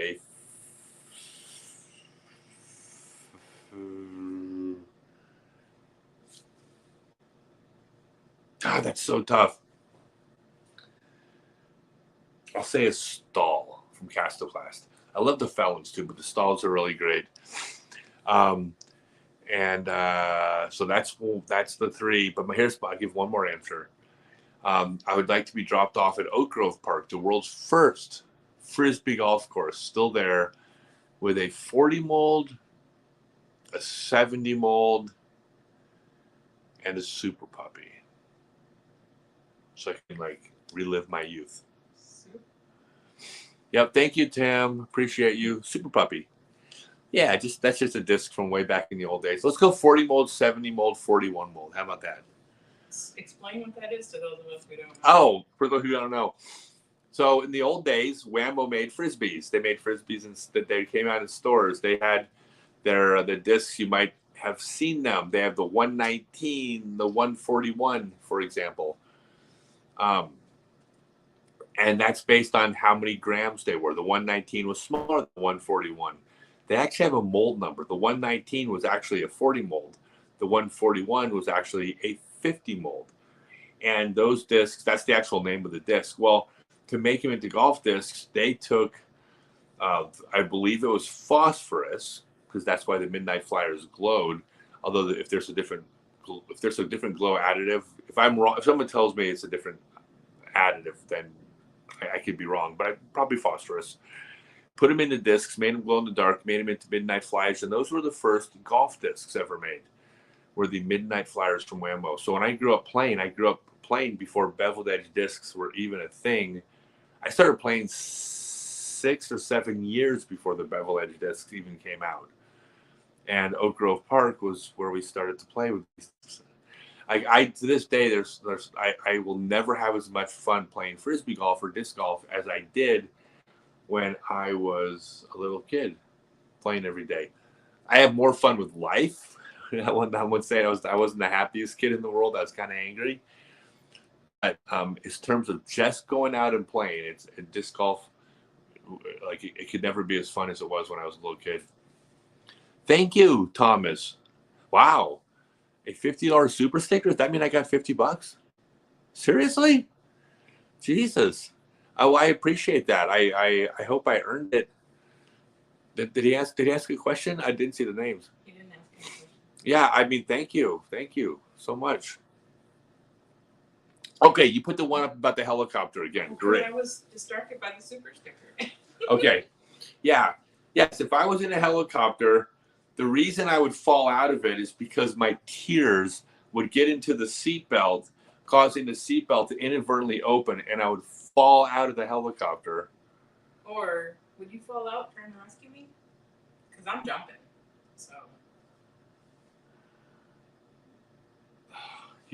So I'd have to risk my life in a helicopter to rescue you? Maybe. It could happen. Okay, so I'll lie. Then I would rip the seatbelt off me and I would sacrifice myself to save you. Do you believe me? I mean, that sounds heroic. Don't break their spirit. Okay, sure. I would definitely. I would jump out there and I would land below you to give you a soft landing. Okay. Do you believe that? I don't know. You're not chiseled. I don't think you're gonna make that much of a soft landing. That's true. Did you just say I was chiseled? Yeah. I've never been called that before. I think that's the first time. I've certainly been called worse. You had the Portland evening lesson to Pierre. The time you forehanded discs into the lot next door. Did you recover quickly from COVID? I did recover quickly from COVID. I was lucky. Adriana was less lucky. That was Portland Open was 3 months ago. She still doesn't have her sense of smell or sense of taste back. So and still has some fatigue from it as well. So I got over it pretty quickly. She's immune compromised. If I don't mind me sharing, she's immune compromised. She's a sick kid in the big picture, and so we knew it would hit her harder, and it did. But we're still alive. I had it pretty easy. Did I ever throw the end of a monster? It's beyond me why they discontinued them. I don't think I've ever thrown them. I'm not sure. But I guess I would say they probably discontinued them because they weren't selling. Because if they're selling, they would keep making them. So with the weather delay like today, do the players mark their discs with flags or they just leave their disc there? No, they put a flag in the ground or they put some kind of mark in the ground that you leave. You can't leave your discs. Well, I mean, you can, but no one wants to leave their discs out on the course.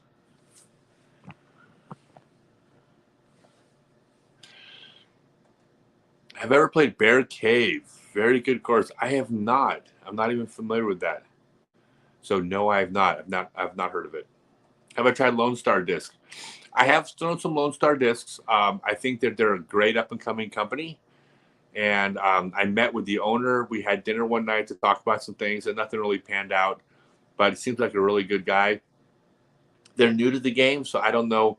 I can't speak on whether good their discs are.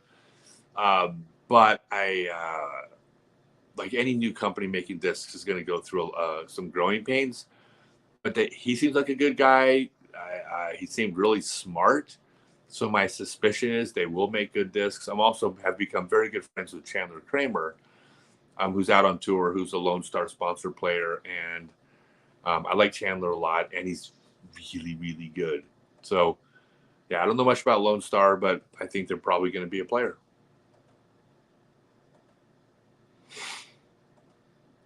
Was there a rain delay or something? Checking live scoring. No. So they had a lightning delay, and then the lightning never broke. It ended up going on for hours, and so they canceled it till the next round. So the way they're fixing, the way they're doing it, is that the next round in the MPO will be teeing off.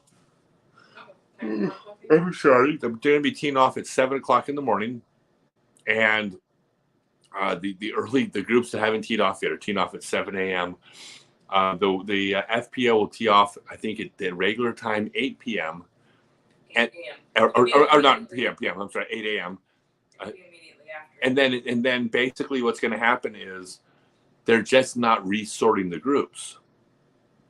So what'll happen is we will all play in the same groups we played in yesterday. There won't be a sorting based on score until Sunday. And it's actually a really smart way of doing it, because even though we don't sort the groups, effectively all of the MPO groups are going to be teeing off about an hour later than they would have, but there's more than an hour flexibility at the end of the day, so it'll work.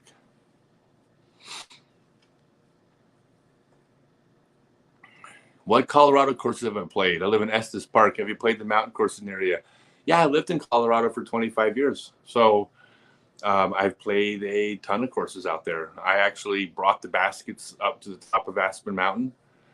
And I'm in Bailey, and obviously, wow, I'm trying to think of what. I mean, I played all the Front Range courses. I have played some of the mountain courses as well. I would say Beaver Meadows. I keep forgetting it's Beaver Creek or Beaver Meadows. It's Beaver Meadows. I feel like it, but I love that course. That course is fantastic. So yeah, I love playing in Colorado. It's the best people in the country. I love people everywhere. Don't get mad at me. 49 other states, but Colorado's always special to me. My favorite disc. I mean, my favorite disc is the next disc that I'm going to use on the next shot. But I would say the biggest game changer for me. Well, God, I'd have to say two now. I've been saying the Berg, because the Berg has allowed me to be a finesse player for the first time in my life. Like, I threw an approach shot with this disc that was it was so sick. Like I parred a hole. It was a par 3 that I hit early on, and it was ugly, my drive, and I scrambled a par with this disc. But I also am so damn good at putting the Marvel now. Like, well, actually, and I was 6'10". By the way, I putted the Wizard 67% Circle 2 today. So it's hard to pick a disc that's my favorite. So those are the big ones. Putting and approaching are such a big part of the game. But I love the Harp. I love them all. How do you answer that? You're so fickle. I know. I don't even know how to answer that because, like, the best disc is the shot. I mean, I love the Berg, but not when I'm on the tee pad of a 540-foot par three. If I'm on the tee pad of a 540-foot par three, I hate the Berg. But I can throw you throw a golf disc anywhere I want. Like, I mean, a driver, I can throw a driver to the hole, and so that becomes the disc. Thank you, Joy Unleashed. I don't know what Joy Unleashed means, but I like the sound of it. It's not Joy Unleashed. Good symbolism. No, Joy Unleashed reminds me of like a self-help book. Okay. In fact, if I ever write a self-help book, we'll call it Joy Unleashed. We've been warned with showing your name. Yeah. You know what I want to do? Actually, one of the things we are talking about doing, Adriana and I, is we were talking about writing a relationship book, which we have no formal training in this area. But we travel together 24 hours a day, 7 days a week. We're sitting side by side. We've yet to listen to like a book on tape or music while driving. We haven't run out of conversation in 2.5 years traveling together full time, and we get along like neither of us ever have. And we do things. I won't go down this rabbit hole right now, but we've established things in the relationship and ways of doing things that I don't think are that normal, or at least not common, but they work so well and they're so easy. There's no drama and no stress, and we never have problems. And like, we're both flawed, we're both human, but we don't have problems. And we're like talking about writing this. Now, I was just thinking that because Joy Unleashed, like, that's not a self-help book. So that's not really a self-help book, but it kind of is a self-help book because I don't do well in bad relationships. I struggle. All right.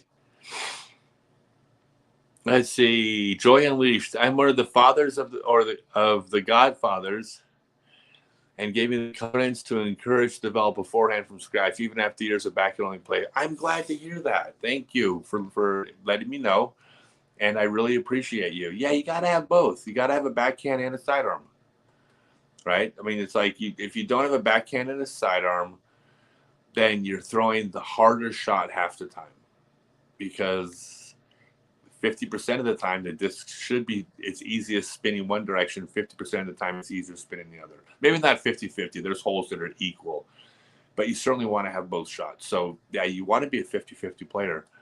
Thank you for the $2 donation. This is crazy. People are like donating money. I wasn't expecting this. I mean, it's happened a couple times, but it was so random. Any chance Springfield Lake gets a spot on tour? I have no idea. I don't know where Springfield Lake is, so I can't say.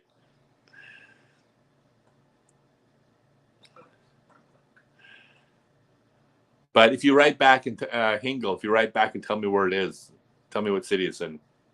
I mean, I'm guessing it's in Springfield, but what Springfield, what state? There's 33 states that have a Springfield. And the only reason I know that is because I saw a documentary about The Simpsons that they said there were like 33 states had a Springfield. You switch from one finger forehand to two stacked. When you use one finger is very accurate, went to two less accuracy and got way more distance.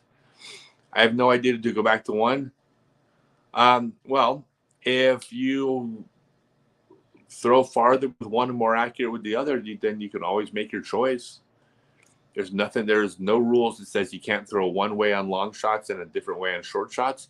It also could be that when you're throwing shorter shots, you're using a different disc with a different rim depth that maybe it's not coming out of your hand the exact same way as it is on the longer shots. But even every player in the world that throws with a power, for example, will switch to a pinch grip or a fan grip at a certain distance. Total permission to switch back between grips.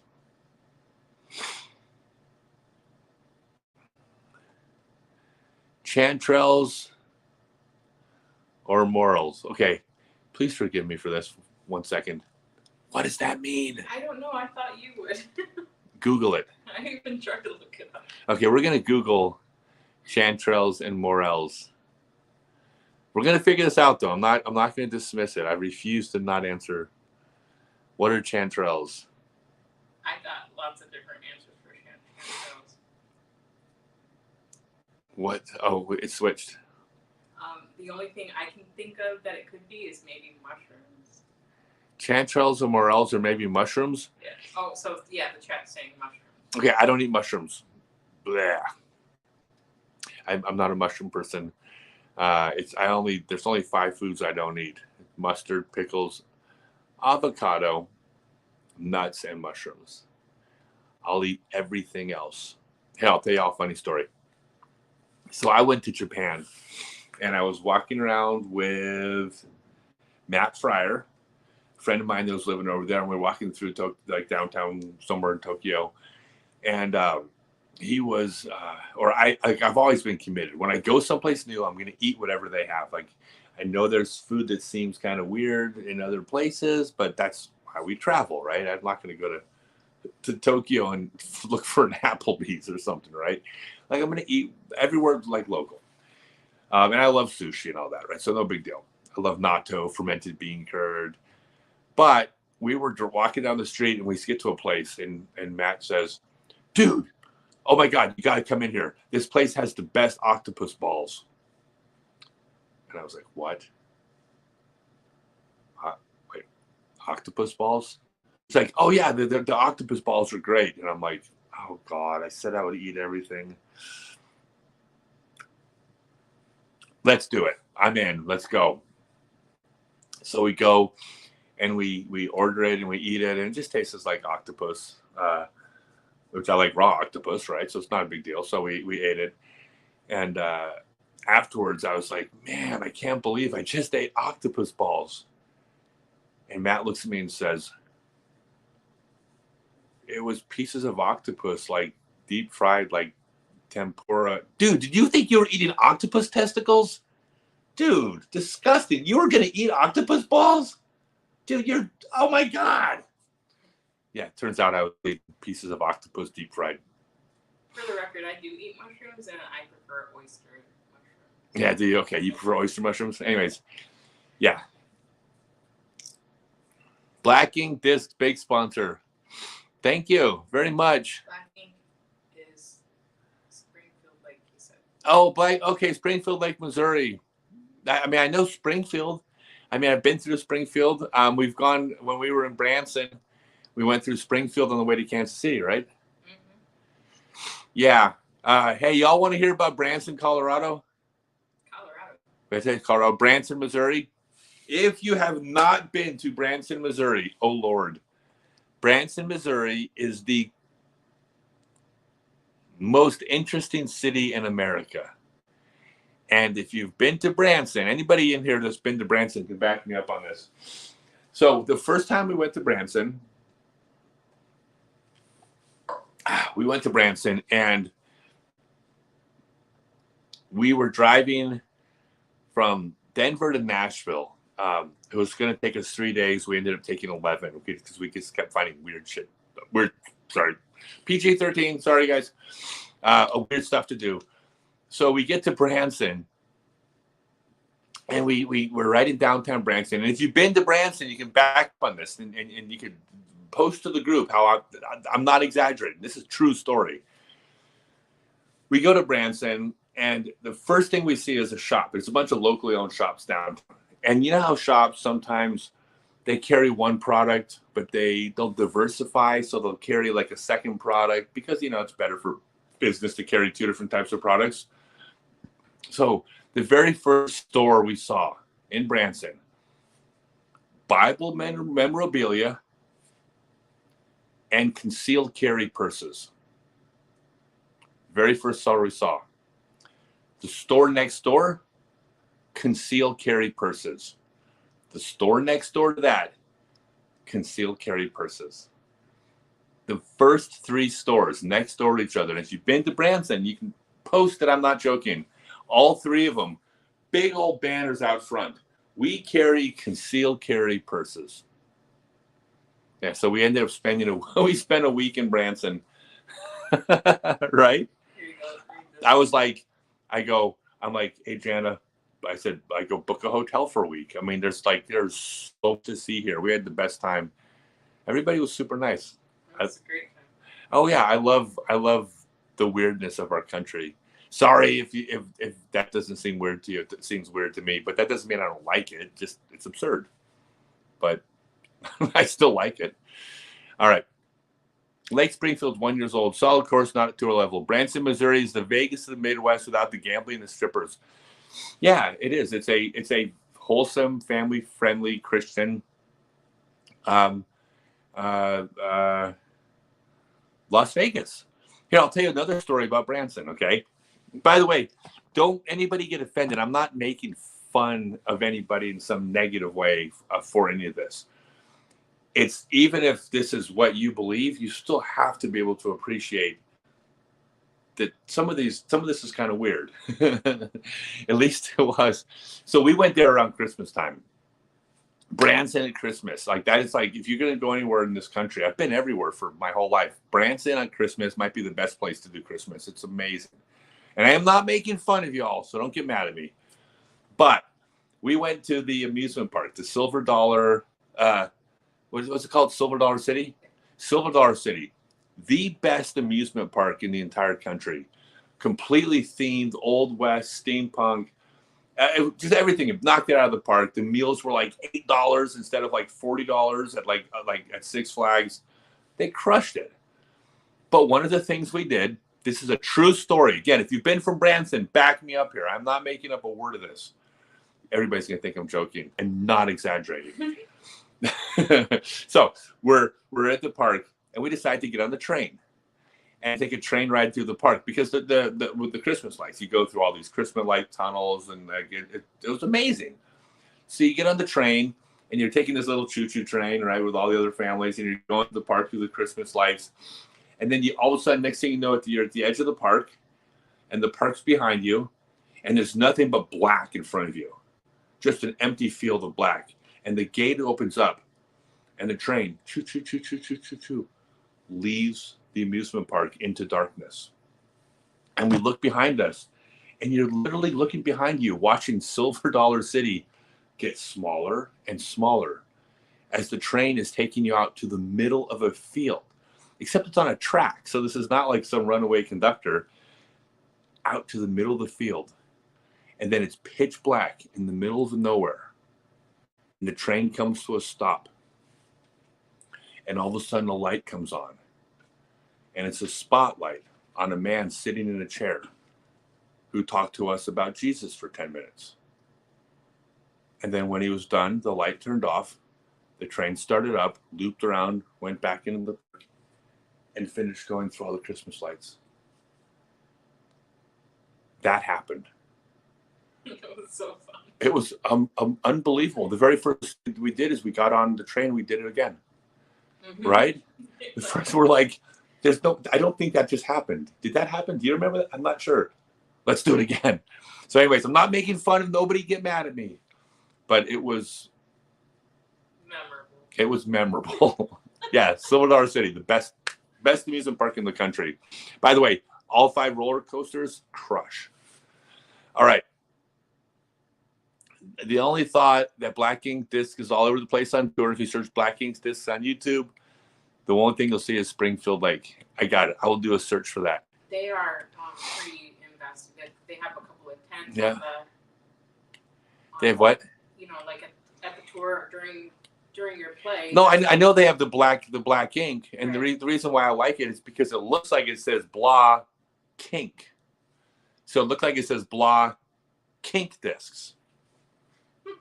Is that what you see when you see it? I totally do. But... Yeah, you totally see that too, right? So it looks like it says Black Kink Discs. Of course. What else West Sides do I have? I have the Tour Series Scott Stokely harp. I love the harp. I threw it twice today, both times for birdies. I think it was just twice today, right? I think so. Yeah. I threw the approach shot on that par 5 that was like I put right under the basket, and then I threw the uphill tunnel shot. It was like 20 feet long and made the putt. The tour harps are disgustingly good. They fly so straight, they're overstable, but they fly so straight with no glow. They just kind of fly and then just drop.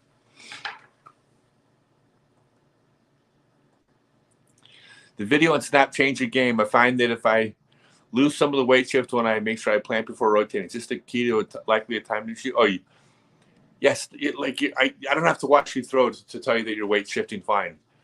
If you plant first, that's an automatic weight shift. If you come off your back foot and go to your front foot, you're gonna weight shift. There's so much that happens on a throw, but you don't do all the things that happen on a throw. If you sat there in slow motion, frame by frame, and noted every single thing that you see happen on a throw, here's where the player dropped their elbow. Here's where they lifted their shoulder. Here's when they started rotating. Here's when they shifted their weight. Here's where their head started moving forward. Here's where the blah, blah, blah, blah, blah, blah, blah, blah. At the end of the throw, you have 50 things. Like, you're crazy if you think that Paul Macbeth is like on the tee pad going, okay, I just got to do these 50 things when I throw. No, you plant first. You pull the disc across your chest on a line with the head going with the body, with your wrist staying straight, weight above the hips. That's it. So you're overthinking. Any events I'm really looking forward to in Europe next year? Oh my God, yeah. I cannot wait to play the event in Croatia, the one in Austria. I'm really looking forward to Spain, Switzerland, Germany, Belgium, Denmark, Finland, Norway, Sweden, Estonia, Lithuania. What? All of them? Yeah. I'm looking forward to all of them. I think that I would say the two ends of the spectrum, though. Places like Croatia, where they don't play a lot of golf, or Spain, where golf hasn't really taken a hold the way it has up in Scandinavia, is fun because I love the sport in the smaller, newer areas. But I think there's going to be something very special about going to Finland. And by the way, turns out I'm Swedish. I love all my Swedish friends. I know Sweden and Norway and Estonia are right up there, but I think Finland's just that one little tick above.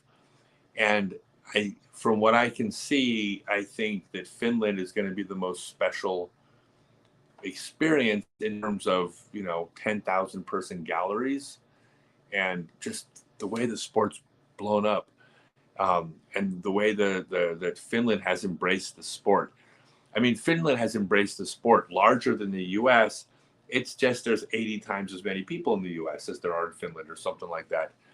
So, of course, we're getting 20 times as big, but there's 80 times as many players. Like, per capita, Finland is knocking it out of the park. And so I think there's something about Finland that's going to be I think I'm really, really, really excited, but everywhere. You would love to see my book turned into a movie. Wow, I could not agree more. I want my book turned into a movie so badly. Thank God I got a handshake with the investor to do that. That is something that is on my absolute number. Like, that's my priority. I want my book turned into a movie. So much. I want my book turned into a movie. In fact, here's my end goal. And this is a true, I'm not making this up. This is a true story. I wanted my life turned into a Broadway musical, just like Hamilton. That's the goal. Well, the best way to get your life turned into a Broadway musical, in my opinion, was to do a movie and have a movie that could be adapted to the stage in a musical format. Well, how do you get a movie made? Well, the first way you get a movie made is you write a book. You write your autobiography and have it be successful. So I wrote this book with a Broadway musical in mind. And that's not a joke. I'm a huge Broadway guy. I like hardcore punk and Broadway. And I want Stokely the musical. Have we not played together this year? What's up, Alden Harris? Do you all know Alden Harris? Alden Harris, he won. Which one did he just win? He won Goat Hill. Yeah. No, Mid-America was won by. Was that Alden? That was Alden. Yeah. Wait, Alden won Goat Hill and Mid-America? Did he win? Am I confused? I'm so confused. I don't know. Well, we did play together. We played a warm-up round before the Minnesota Majestic last year, but we'll play around. Maybe this tournament, because I am playing. I shot 6 under the first round, so I hope so. But on a short list of the younger players that are going to be awesome. Well, who are already awesome, but B, who are still getting better. Alden's on a very short list.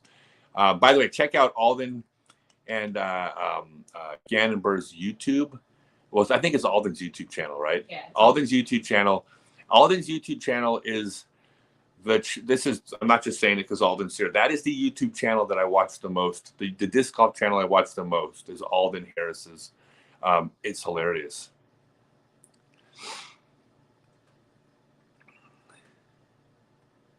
New York Times just published an article, disc golf until you walk into a workout. You know, it's really funny. It's almost as if they got wind of the fact that I am doing an online disc golf fitness class that's going to be announced in the next week. Did you tell them? I didn't tell them. Did you tell who? Them. Oh, no. Did I say that out loud? The New York Times? No, I didn't. Did you tell the New York Times? That must have been. They must be following. You have some work to do if I shot 6 under. I did. Hey, Alden, I was 3 under after 4 holes, and then I think I went back to par. And then got back up to 6 under. I would love to shoot with you, dude. You're one of my favorites. You got the best spirit out there. Go to Alden Harris's YouTube channel. Seriously, it's the funniest channel out there. Who has the advantage tomorrow? The players playing 1 round or players playing 2? I'll be honest, I don't think it makes a difference. I mean, you could say there's a little bit of fatigue from playing 2 rounds, but not in the MPO tour field. No one's going to get fatigued. The thing about these holes, no one's really very few shots out here are you just really smashing. You're only smashing 4 or 5 times, like throwing really hard each round. There's a lot of control shots. So I don't think there's really going to be any real advantage to playing 1 round or 2. Oh, so we were both right. He won Goat Hill and Mid-America. Okay, so Alden won Goat Hill and Mid-America? Yeah. Okay, so that's why I got confused. Sorry, Alden. I was like, wait, do you win Goat Hill or do you win Mid-America? But for some reason, I hadn't clicked that you had won both. I just knew that you'd won one of them. So apparently you won both. Jesus Christ. I can't even I've only been in the top 10 twice on A tiers and top 20 on the Elite Series, although I'm in 15th place now. You're in the green group. Can't believe how much improvement is seen in putting and backhand. Can't wait to start sidearm. Thank you. Yeah, he's talking about, I have 6 online classes that I teach of my 6-month classes. By the way, go to Scottsdalenet to get on the mailing list. You'll be notified the next 6-month class that comes out. And so I've very uncreatively named each group based on a color, just so we can identify that, hey, there's someone posted something in green group or something, or you need to do something in orange group. So I'm glad you've seen the improvement. Yeah, everybody's doing great, right? Does distance come from form and mechanics, or does it come over time using the form and mechanics? I think it's kind of the same thing. It's both. Here's how I think about form and mechanics. And by the way, I'd have to have a genie in a bottle to prove this theory, but this is what I believe. If you took a player, take a 20-year-old guy who's never thrown a baseball their entire life, and let's say they were a dancer or a gymnast or somebody with complete and total body control, and let's suppose you took this 20-year-old and within 1 day you can teach them perfect baseball pitching form. In other words, when they go out on the mound and pitch, they look identical to a major league pitcher. Their form's perfect. I would be willing to bet that they still only throw 60 miles an hour the first day, even with perfect form. What I think, however, is that someone else who plays baseball for the first time that first day only throws 50 miles an hour instead of 60, but within a month, the perfect form is throwing 70, where within a month, the 50 mile an hour is only throwing 55. So I don't think you automatically gain everything by having perfect form. I think you get better with correct form and mechanics. But then, in addition to getting better, you also improve faster. You set a higher ceiling for yourself. With perfect baseball pitching form, your ceiling is like 90-something miles an hour. Like we'll call 100-mile-an-hour pitchers outliers. But with perfect pitching form, if you were 20 years old, your ceiling's in the 90s. So you're already close. So in other words, when you get better, you improve at a curve towards 90 miles an hour. With bad form, you're ceiling 70 miles an hour. You improve at a curve towards 70. You never get above 70 because your form prevents you. Kaposha sends you love. Love back to Kaposha. I love Kaposha. I love the pro shop up there. I love Philip. I love everywhere, but Kaposha's special. For several years in the 90s, when I first came out with my very first Scottsdalenet.com website, I made a list of my 10 favorite courses in the world, and I had Kaposha number 1. That was actually my number 1 course in the world for a few years. I do think at this point, a lot of courses have kind of stepped up and are at a different level. But that doesn't mean Kaposha isn't still great. It's still a great course. I just think there's some courses that have, there's courses that have evolved and gone bigger. Do I check Instagram DMs? Every time, every day, every hour, constantly.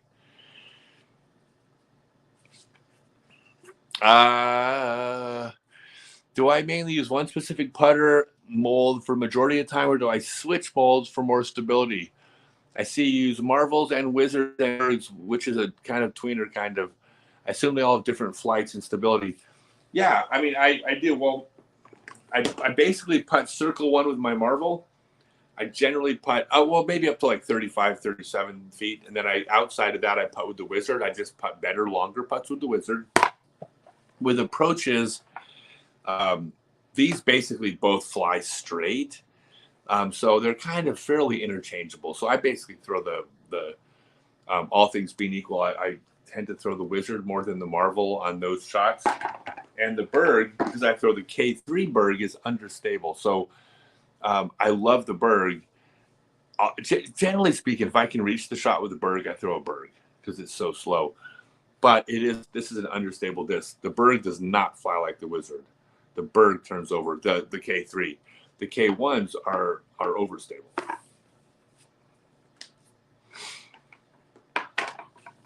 Who has the farthest throw on tour? It's really tough to say. I would probably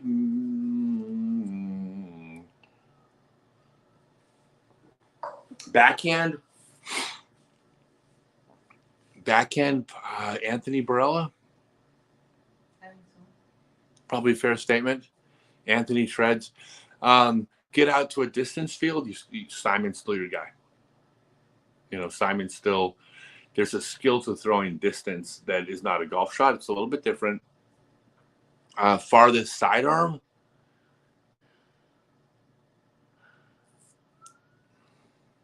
How do I answer this without sounding like a jerk? I haven't seen any farther. I don't think anybody throws a sidearm farther than me. I did a clinic in Columbus, Ohio, and this is on video. Columbus, Ohio, no wind, and I threw a 600-foot sidearm. And I don't believe anybody's throwing 600-foot sidearms. Now, that's not the farthest sidearm out there. There are some baseball pitchers out there that are ripping sidearms farther than that. I don't have the farthest sidearm in the world, but on tour, it's up there.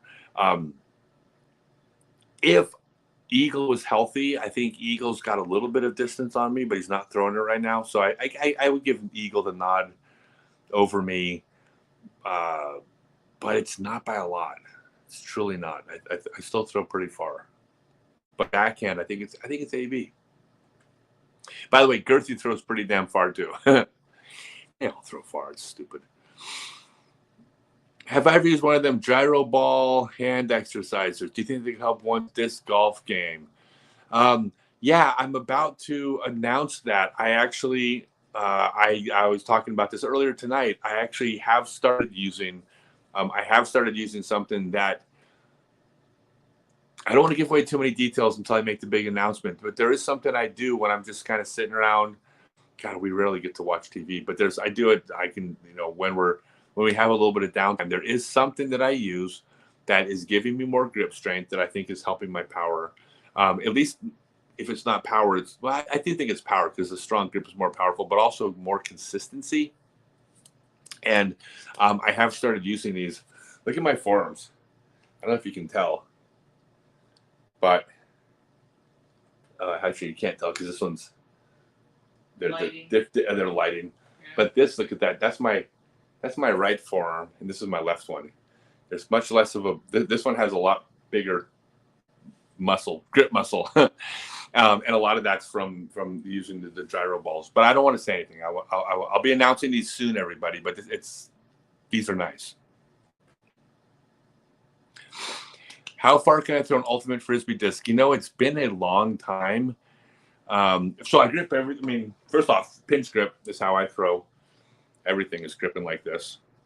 I don't know how far to throw. I know that I threw them farther than anyone else in the world when I was throwing distance back in the 90s, but now there's people that are going to throw farther than me for sure. Is it the same kind of disc that you use for DDC? No. It's a 175 gram Ultra Star. I don't have an actual track on the distance. But like I said, my distance in the backhand is not as far as there's people that throw backhands farther than me now. Not a lot. I still throw farther than probably 85% of the people on tour. Like even today when I was playing with Matteo and Chris Clemens and Noah, we were all throwing about the same distance on the long holes, but I was throwing a very overstable control shot. I wasn't trying to get a hole. I could throw 100. The distance I was throwing today, I could add 100 feet to that. It's a less controlled shot because I'm having to get a disc flat that's not overstable, turn it over, let it glide. There was always OB on the right side of the fairway. So I basically took 100 feet of distance off my throw to make sure I was safe. Because that was my choice that was the smarter play. But I could still throw, I still throw 600 feet backhand, comfortably 550, but I still throw, if I need to get a hold of it, I could still get 600. That's not the farthest though. There's people that throw farther, but it's up there. Is Axiom Panic a good disc? Everything from MVP and I love MVP / Axiom. So yeah, it's a good disc.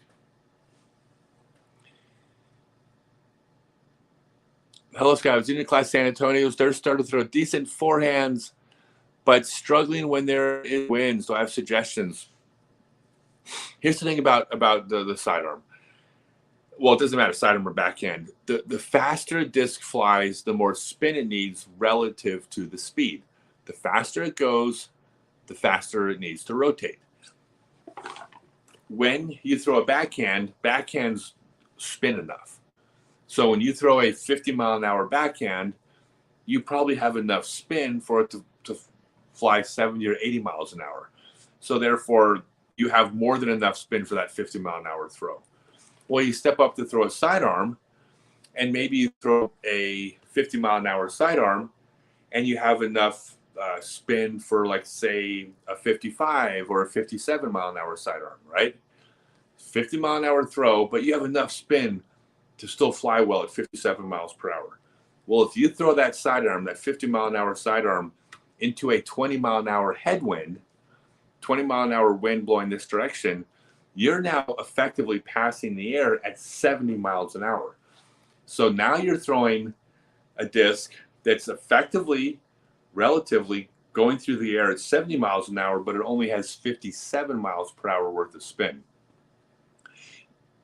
You no longer have enough spin for how fast that disc is relatively flying.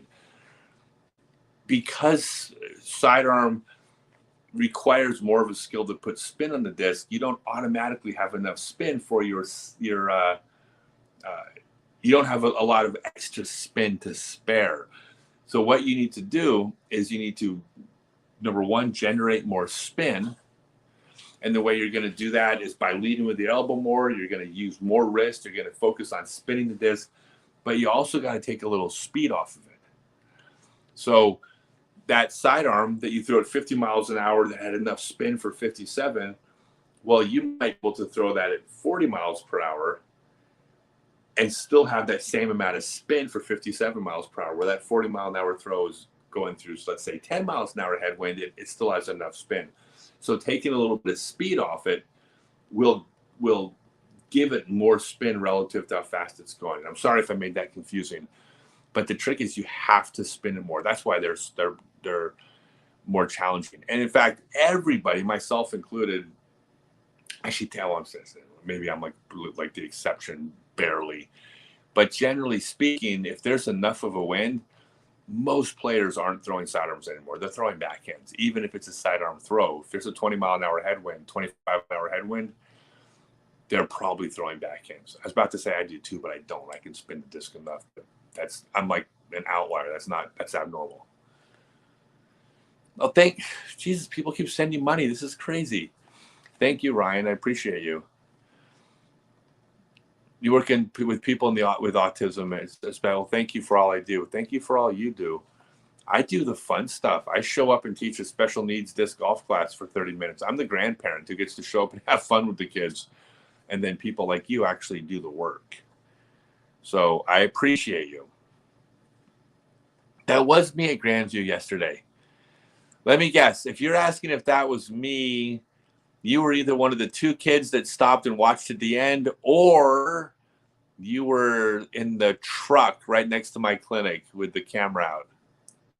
Was that one of you? Because there's two kids and then someone in the truck that weren't part of the clinic. If you were at the clinic, you would know it was me. So I'm guessing that's who you were.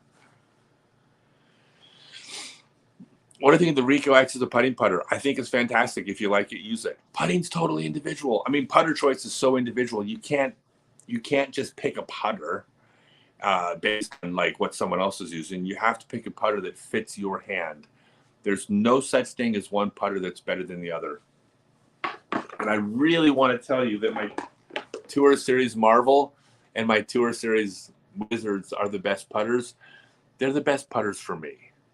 And they might be fantastic for you. I'd certainly encourage you to try them, but there's no guarantee that these are going to be your best putter. It's just not the way it works. You have to find the putter that works for you. So if you find a putter that works for you, that's your best putter. Buy a putter pack of it. Yeah, then buy like 6 of them. Hey, let me give. Oh, I still have putter packs available. Yeah. So here, just so you don't think I'm just trying to like hawk merchandise to you. I just got through telling you 10 seconds ago that I can't tell you this is the best putter for you because I'm honest, right? That's just the truth with putters. If, however, you like putting the Marvel or the Wizard, I have packs of 6 and 12 available on my website. If you like these as putters, you want to buy a stack of them. You don't want to just putt 1 or 2. I sell 6 or 12, which gives you a whole stack of discs to practice putting with. It's way easier to practice when you can grab 12 discs and set them down and putt all 12. You get way more putts in the amount of time than you would putting 2, going to retrieve them every time. It's just way more efficient. You for sure get better that way. Let me give a quick plug. On my website right now, Scottsdalenet, Tour Series Birds, signed. I got signed Tour Series Wizards. I got signed Tour Series Marvels. All of them, they're signed discs on my site.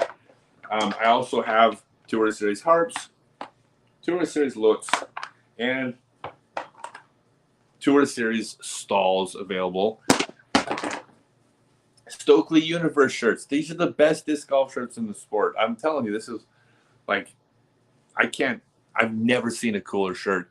And by the way, I'm not taking any credit for this. The guy's name that designed these, his name's Creative Rob. He's both of our favorite artists. So I don't get any credit. When I say this is the best shirt in the sport, it's not like I drew it. I'm saying that no one's making stuff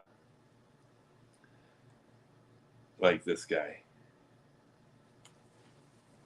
These are available at Scottsdalenet. And it's the Stokely universe. So see these little houses down here? Like, here we go. See the houses right there? Oops, oh, wait. Right? Those are some of the houses that exist in the Stokely universe. And these are the characters that play disc golf in the Stokely universe. And That's what some of the holes look like. So every month, a new Stokely Universe shirt is coming out, and we're going to have discs and all sorts of things that are all part of it, take place in the same universe. I have 4 flavors of barbecue sauce, Texas hickory, smoky. That's hickory. It's smoky. I have Carolina vinegar, Kansas City sweet, California spicy. You can get these. You can buy these sauces at Scottsdalenet. Please, if you get them, once you try them, put a video clip up or a reel or a post of you trying them out and tell people what you think of them, because that's how I'm going to best promote it. My book, Scott Stokely Growing Up Disc Golf, is available at scottsdalenet, plus the audiobook read by me.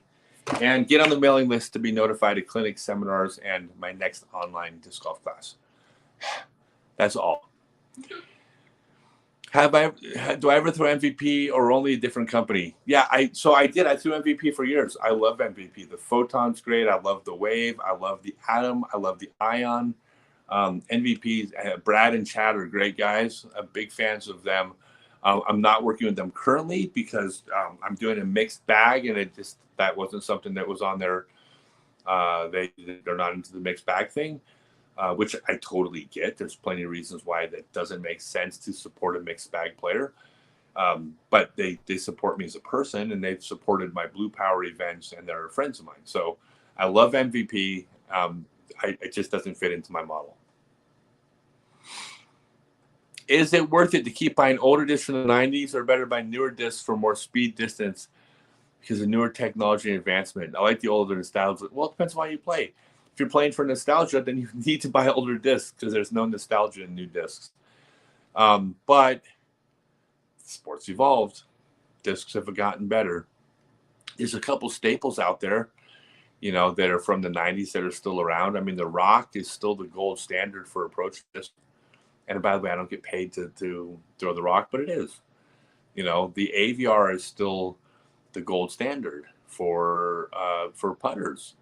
Like I say, the Wizard's the gold standard for putter, but every putter made, you guys might not know this, but every single putter made is an Innova AVR. Retooled, different. They've added a bead, they've made it thicker, they've changed the rim configuration, but they're basically the Innova invented the modern putter with the AVR. Everything derives itself from the AVR.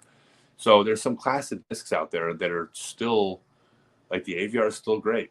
The Rock is still great. The Buzz, which came along like early 2000s, but the Buzz is great. So all these discs, I mean, there's a lot of discs out there that are great, but there's a lot of new stuff that flies really, really well. So yeah, I would newer stuff. I mean, newer stuff. I lean towards. I mean, all the stuff I throw is new. When you tried the pinch grip, like you talked about in your video, you can't get snap. How much harder do I need to squeeze the disc? Snap is not grip. Snap is about planting first, and the disc and planting first, and then not swiveling your wrist and not turning your palm down, backhanding the person instead of karate chopping. I don't ever say to throw the pinch grip. I don't ever say to throw the fan grip or a power grip. What I say is you have to find the grip that works for you. It is if the pinch grip's not working for you, it's probably because the pinch grip isn't the grip that fits your hand properly. So play with different grips. Do not get wired to a specific grip. The power grip is no better than a pinch grip, no better than the fan grip. They're all absolutely valid grips. And everything, by the way, is in between. So you could have a pinch grip with the pinky turned underneath. Well, now you have one finger doing a power grip, 3 fingers doing a pinch grip. That's also fine. You can grip it like this. You can grip it like this. Like all of these, there's no such thing as there's never going to be a correct grip in disc golf. Every grip is 100% individual based on your hand. But snap is not because of grip. Snap is because of planting your foot first and not swiveling your wrist.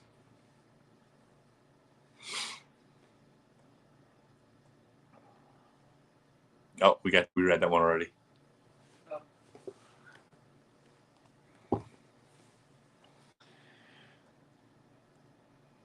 Will I be doing the Friday streams? I'll be doing them next month. Yes, I am going to keep doing these at least for the foreseeable future. They're fun, and I'm having a really good time. And I love getting to meet and just chat with everybody and just hang out. It's just one of them fun things. You know, I'm guessing on most Friday nights, you all have something fun to do, you know, and I certainly wouldn't expect anybody to sit home and listen to me talk when you have like things to do. But everybody has nights where there's nothing to do. And if there's nothing to do on a Friday night, you're not alone. Just come hang out with me. The difference between the fabrics and the shirts. All right, here, I'm going to try to get it right this time. The first one's called Performance. Velocity. Hold on. The first one's called Velocity, and the Velocity is made of Kevlar. No, don't say. I'm just kidding. It's made of polyester. Is that right? Yeah. Okay. The first one's made of polyester. The second one is the Flex, which is polyester and spandex, which is just basically the same thing, but it has a little bit of give to it. And then the third one is recycled, which is just a recycled polyester, which just is, I think, more environmentally friendly. But I don't know if it's any better or worse than the other ones. But I highly recommend these. These shirts are so cool, guys, gals. What's my favorite punk bands? Oh God, you're gonna put me on the spot. My favorite. I'm going to start with Gwar first and foremost. They became a metal band. The early days, they were a punk band. I don't care what anybody says. At least they were they were punk-ish. America Must Be Destroyed and Scumdogs of the Universe. I absolutely love like all the Colorado bands. Everything from Armchair Martian to Suicide Fan Club to the Fairlanes, Pinhead Circus. Baldo Rex was another one. Baldo Rex was like the best band to ever come out of Denver. The Nobody's actually may have heard of. They've actually, none of them are popular. I don't listen to any bands that became popular. There's a band called Where's the Bishop, which is kind of a funk band, but they had like they were kind of like punky funk, mostly funk, kind of punk. I do like Dee Antwoord now. That's not punk at all. That's kind of been my latest musical fetish. It's been Dee Antwoord. They're performance artists, but I've become accustomed to them. My number one favorite band of all time, though, I got a new favorite one, is, I can't tell you what it is, but I will tell you this. An established artist wrote me or called me a couple months ago and said, I'm writing a song about you. And I want to know if I can use videos of you for the music video. That's a true story. And the song's done. It's written. It's completed. I've heard it. It's on my phone. It's going to be released sometime before too long, along with a music video. But he wrote a song about me. And it's not like, this is not fly by night. This is like high-end, high production quality. It's so good. Hey, by the way, everybody, next Friday night is my birthday party, my online birthday party. So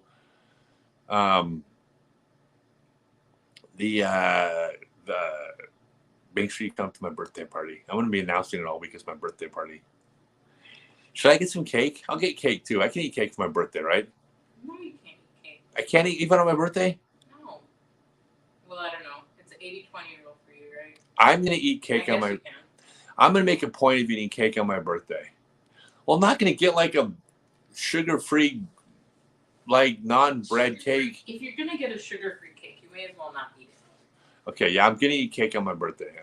If you want birthday cake, then you can have birthday cake. It's bested. But it's going to be disgusting. It's always like too sweet with the frosting. And yeah, I'll just get like some ice cream. I'll just get a slice of cake. You like ice cream better than me. Yeah, but it's a birthday. Birthday's got to be cake. I'm doing a birthday cake. Can we do the thing with like Pee Wee Herman used to do, where you like mix the cake and the ice cream together and mash it together and make a pudding? Yeah, we'll make ice cream cake pudding like Pee Wee Herman. Yeah. Okay, good. Okay, we're doing cake on my birthday next week. Someone said carrot cake. I don't even know who you are. No, not carrot cake. Chocolate cake.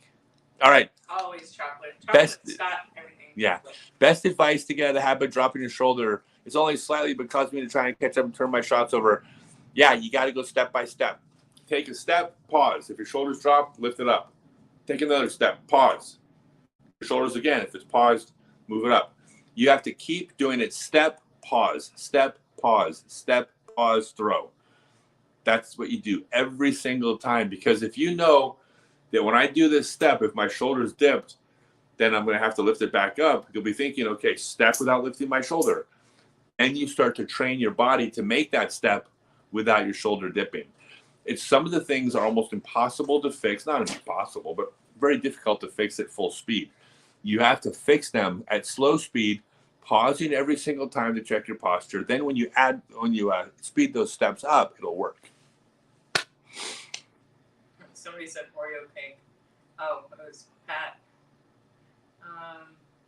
New York cheesecake is a good option. New York cheesecake would be good, except for one problem. I want chocolate cake. You get chocolate cheesecake.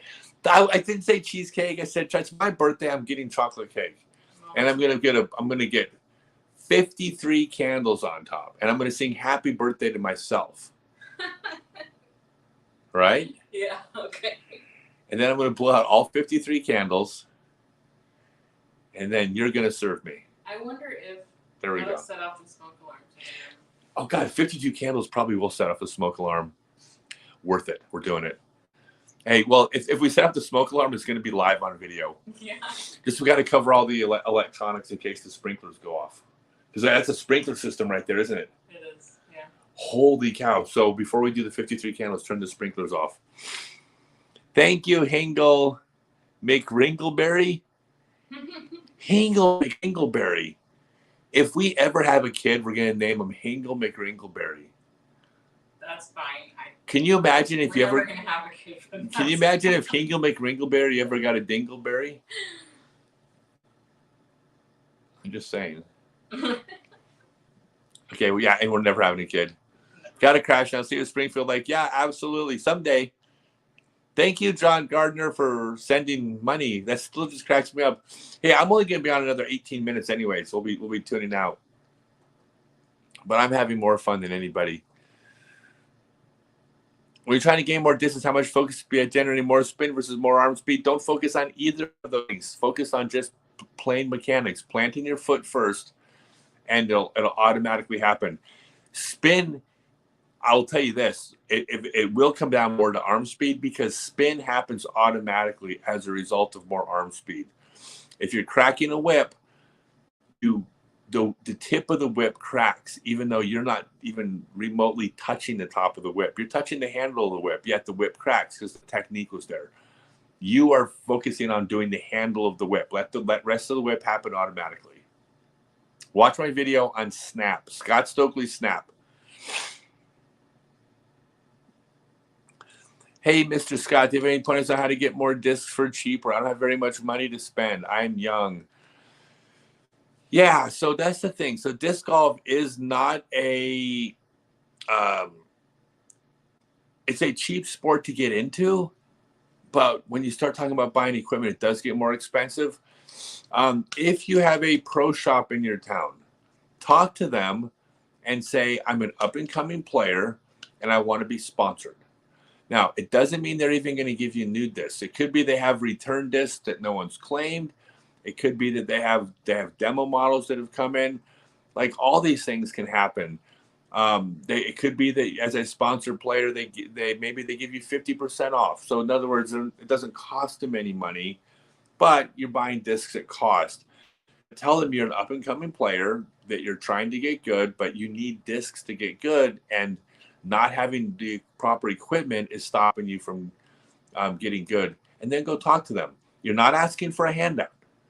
Because if you're sponsored by them, that also means when you're at the course and you hear people talking about, oh man, I lost my putter, you need to be the first person that says, you know what? You need to go to the 19th green pro shop, because Dave knows his stuff. Dave knows he's got this great selection of putters in. It means that when you're at the pro shop and they get a stack of Bergs in, and you're at league night, you want to say, hey, are there any announcements? You go, yeah, I just want to let you know the pro shop just got Bergs in, everybody. You know these are great approach discs. So you're not looking for handouts. You're a sponsored player. Don't think that a sponsored player just means that you are winning tournaments. Sponsored player means you're promoting a business and helping them make more money, and in return, they pay you something. That's the arrangement you can make with a local pro shop. So don't expect to get a lot, but they should do something for you if you go to them and tell them, I will help promote your shop. What can you do to help me out? I need discs to get good. That's my best suggestion for you. Hey, thanks, man. Thank you, Jesse Hannon. Yeah, looking forward to spotting again and for tomorrow Sunday. Thanks. Oh, okay. I remember. Yeah, you were out there today. Thank you so much for spotting. The spotters are gold. Do I do anything with schools? I'm looking to put in a special ed and general ed course for a buddy system disc golf league. I don't do anything with schools, but Jay Redding at the Edge program, they do it through Innova, is very good. I know Dynamic is doing something as well, and I should probably figure out more since I work with Dynamic to send you directly to them. But to be honest, I don't care about promoting my sponsor when it comes to schools. I care about promoting disc golf. So it doesn't matter. So I think they're called UPlay. UPlay? Dynamic. So Dynamic Discs, UPlay, and everything Dynamic Discs is great. The letter U, then player. Dynamic is great. So contact Dynamic Discs, UPlay, or Jay Redding with the Edge program at Innova. And I'm sure Discraft has something in place too. But that's who, because they'll have packages of discs available. They'll have equipment. They'll have discounts, probably educational materials as well. Understable forehand shots. I love the Lutz. It's not super understable. I mean, if you throw this 250 feet, it's actually pretty stable. But when you rip it, throw it 350 or 400 feet, it definitely turns. But I love the Lutz. I mean, it says it's a zero. It's a zero, but at higher speeds, it definitely turns. So yeah, that's mine, and that's available at Scottsdalenet. When is my next disc coming out? I don't want to give away that it's the Assassin from Gateway. That's my primary roller disc. So I'm not going to tell you.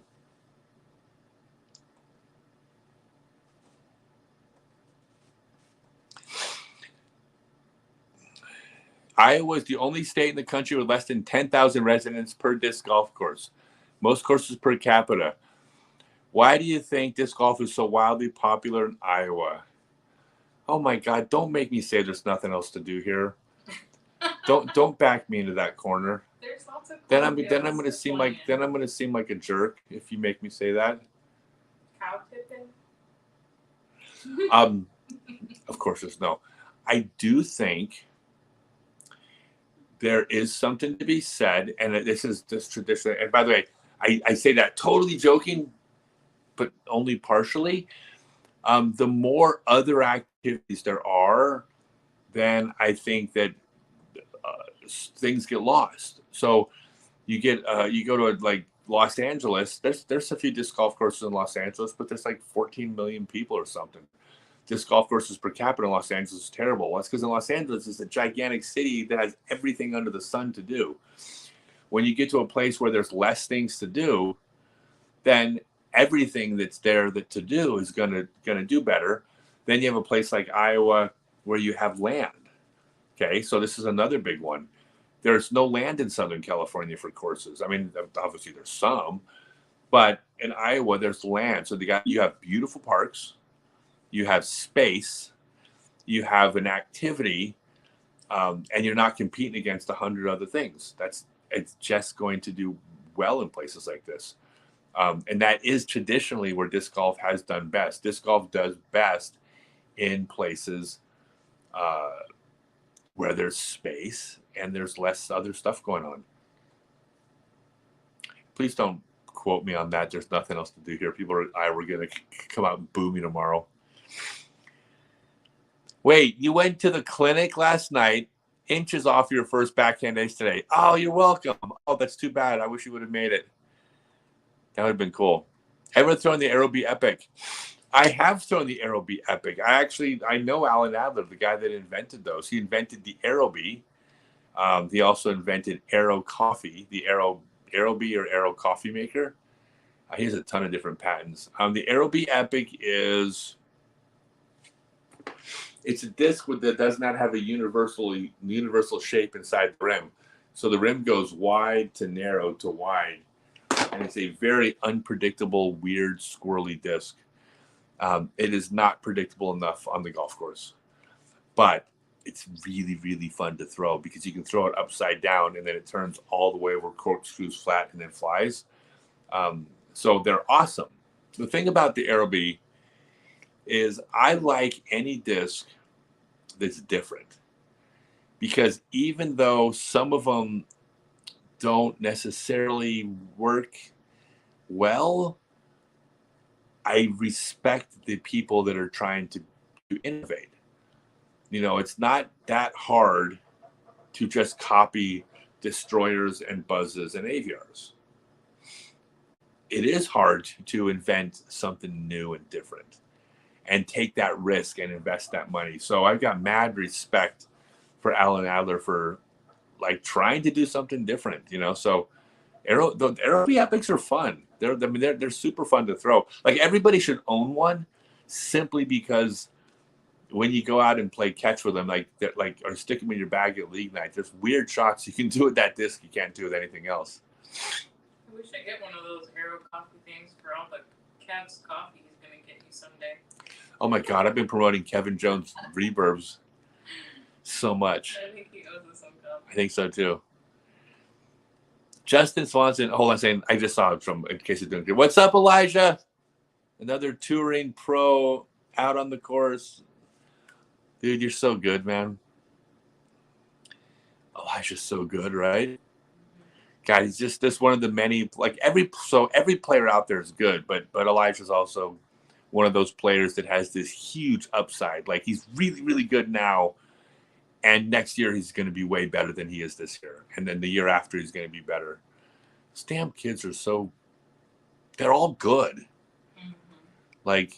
I was so proud when I can beat 70% of them at a tournament, or 75. I beat 75% of them at Leadstone, and I was so pleased with myself that I could beat 75% of them, and that still means losing to 40 of them. It's Jesus Christ, I played so well, and I'm still getting beat by 40 damn kids. It's so competitive. I know you like throwing the forehand felons. Have I tried to felon in the old fluid or lava plastic? I don't know. I've thrown the Lucid X's, and the Bursts are my favorite felon plastics. And my favorite sauce in the barbecue sauce lineup, God, I probably like Texas the most, but I like them all. It depends on the mood. You get in the mood for vinegar, you want Carolina. If you get in the mood for sweet, you want Kansas City. But I probably, flavor-wise, if I had to just eat one, then it's probably the Texas Smoky. I favorite the California spicy. You like the spicy? Yeah. The spicy actually has some spice to it.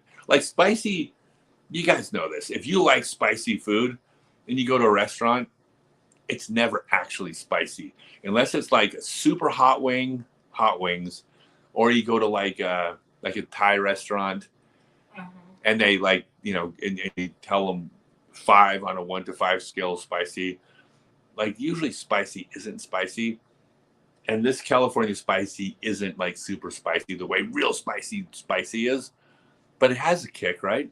Yeah. It definitely has a kick to it. It is. It is still flavorful. It's not just so hot. Yeah, it's not so hot. It actually has flavor to it. What 7 wonders of the world am I most interested in seeing? I keep seeing different lists of the wonders of the world. There's so many different lists out there. My plan is I'm going everywhere. I am leaving the country in October. I'm gone for at least 13 months for sure, but probably going to stick around longer over the winter and do, because I'll be we're going to in October. We're going to Australia for a month, then New Zealand for a month, then we're going to Asia for a month, and then we're doing the whole European Pro Tour next year, Euro Tour, European Pro Tour. But then at the end of the season in October, we finish in Spain. I think our plan is to go to Africa, right? As of now, right. There's tournaments in Kenya, Tanzania, Ethiopia, and South Africa. So I want to go play there, and then we got to get to Colombia. So I mean, I'm basically trying to get everywhere in the world. Machu Picchu, yeah. Yeah, there's a bunch of different wonders of the world, though. There's the natural wonders, there's the ancient wonders, there's the modern wonders, there's different lists. Mm-hmm. So I do want to go to China. Great Wall of China is on one of those lists of wonders of the world, like Taj Mahal, right? Yeah. Definitely would want to go there. Mount Olympus? Mount Olympus is not on the list. No, it's one of the natural ones. No, I don't think so. Mm-hmm. Pretty sure no. But anyways, yeah, so just it's a hard answer. I want to go everywhere. We would rather, both of us, like we're full-time nomads. We don't own a single thing that's not in our hotel room right now. No home base, no storage unit, nothing. Everything we can take with us, we gave away or throw away so we could just travel and keep traveling. And we would rather, both of us would rather, like, if we weren't playing tournaments, we would rather go someplace tomorrow and have a terrible day than go to someplace awesome that we've been to before. Would you agree? Yep. All day. Just want to variety in life. Everything's about variety. We don't like the same restaurants. We just want to go new places. So that's kind of not off the track from your answer, but yeah, just new stuff.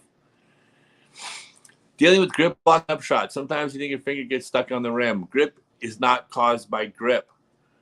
Grip block is not caused by, it's not a grip issue. And the reason I can tell you it's not a grip issue is that I suspect you've tried a different grip and it still happened. Grip lock is happening because you're rotating your shoulders before you plant your foot. So you plant your foot, your arm's pointing in a certain direction, the disc slices the direction your arm is pointed. If you rotate your shoulders before you plant your foot, the direction of your arm rotates, and when you plant, now you're pulling the disc off the line that you drew. The key to not grip locking is to plant first. If you plant first, you won't grip lock. Why does your shoulder hurt when you throw a forehand? So I can't diagnose an injury, but I can tell you a potential remedy. Go look for Scott Stokely's sidearm backswing.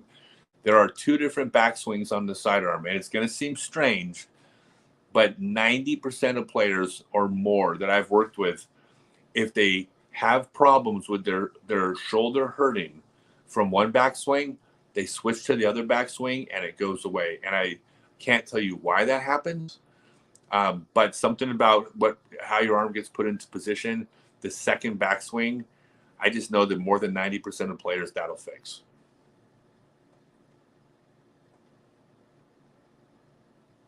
What surprises you most about the newest generation of disc golfers? Burr, Barella, Klein, etc. What surprises me most? I've been super impressed with like just how much I like all of them.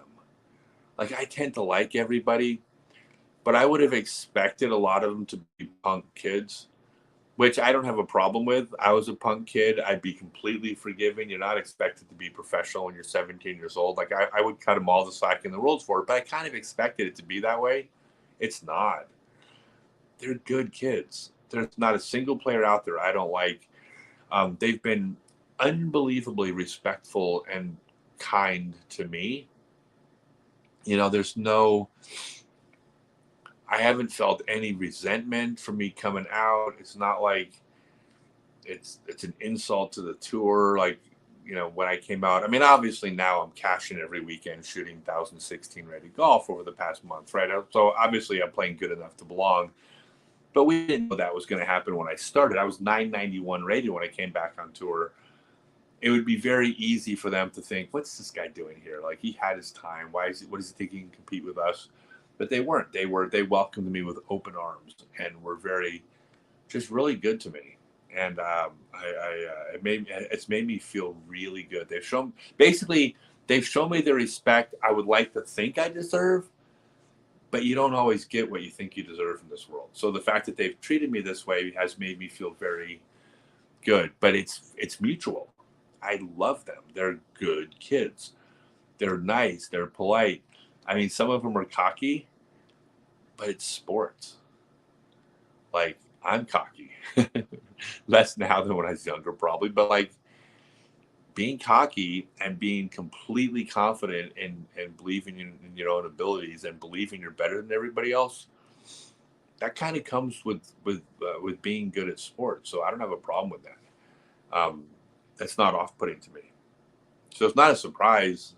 Mostly just, I'm surprised that they're all that way. That's what's surprising. I'm not surprised that a lot of them are nice kids. I'm surprised that there's not one that I don't like. What's been the few essentials that have allowed you to evolve and compete at the pro level for such a stretch? Mechanics, number one. Throwing correctly. Number two, I take really good care of my body now. At my age, because I'm 52, going to be 53 in a week.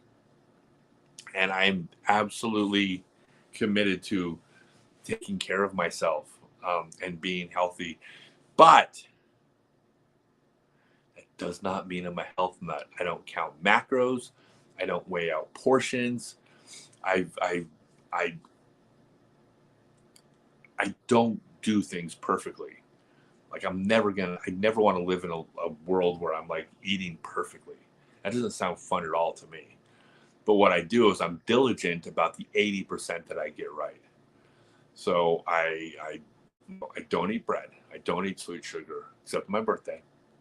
Like, I'm diligent about my rules, but I don't nitpick the little details. I don't like for instance, I'll give you an example.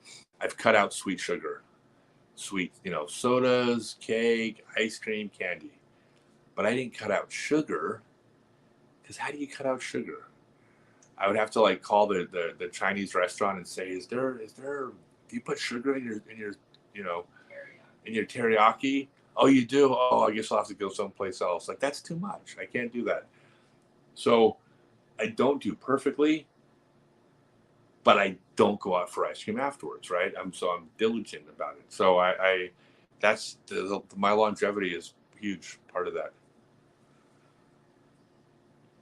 Any advice for players 40s, 50s, and to avoid injured playing disc golf? Well, yeah, the first is what I was just talking about: being in good shape, taking care of your body, and mechanics. Proper mechanics are the lowest impact you can have on your body when you play disc golf is to throw with proper mechanics. Okay, this is this weird thing, and I never would have thought this would be the case when it comes to disc golf, but this is the truth. When you throw correctly,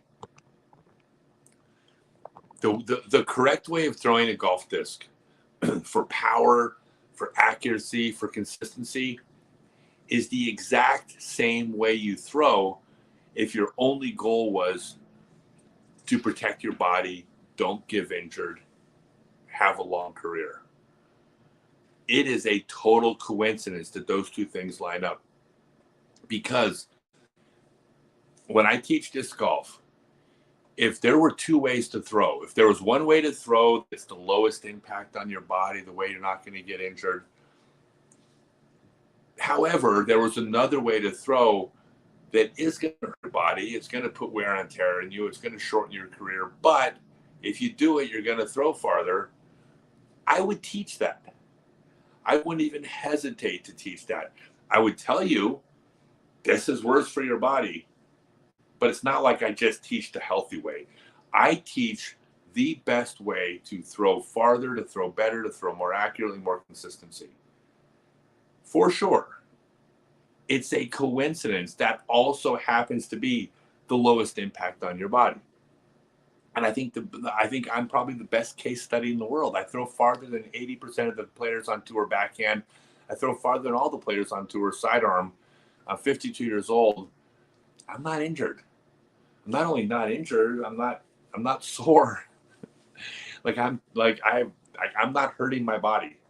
Like I'm positive I could be throwing like this or close to this far. Maybe I'll lose a little bit, but in 10 years when I'm 62, I'll still be ripping. I think when I'm 62, I'll throw harder than 50% of the people on tour still. I truly believe this, and I won't be injured because proper mechanics is everything. Mechanics are everything. You got your full reach back before you plan for the ground. Any tip on how to time that up better? I've tried delaying my reach back, but it hasn't worked. Yeah, so basically, do step by step. Put it together slow motion. Step, pause. Start reaching back, X step. Keep reaching back, plant, pause.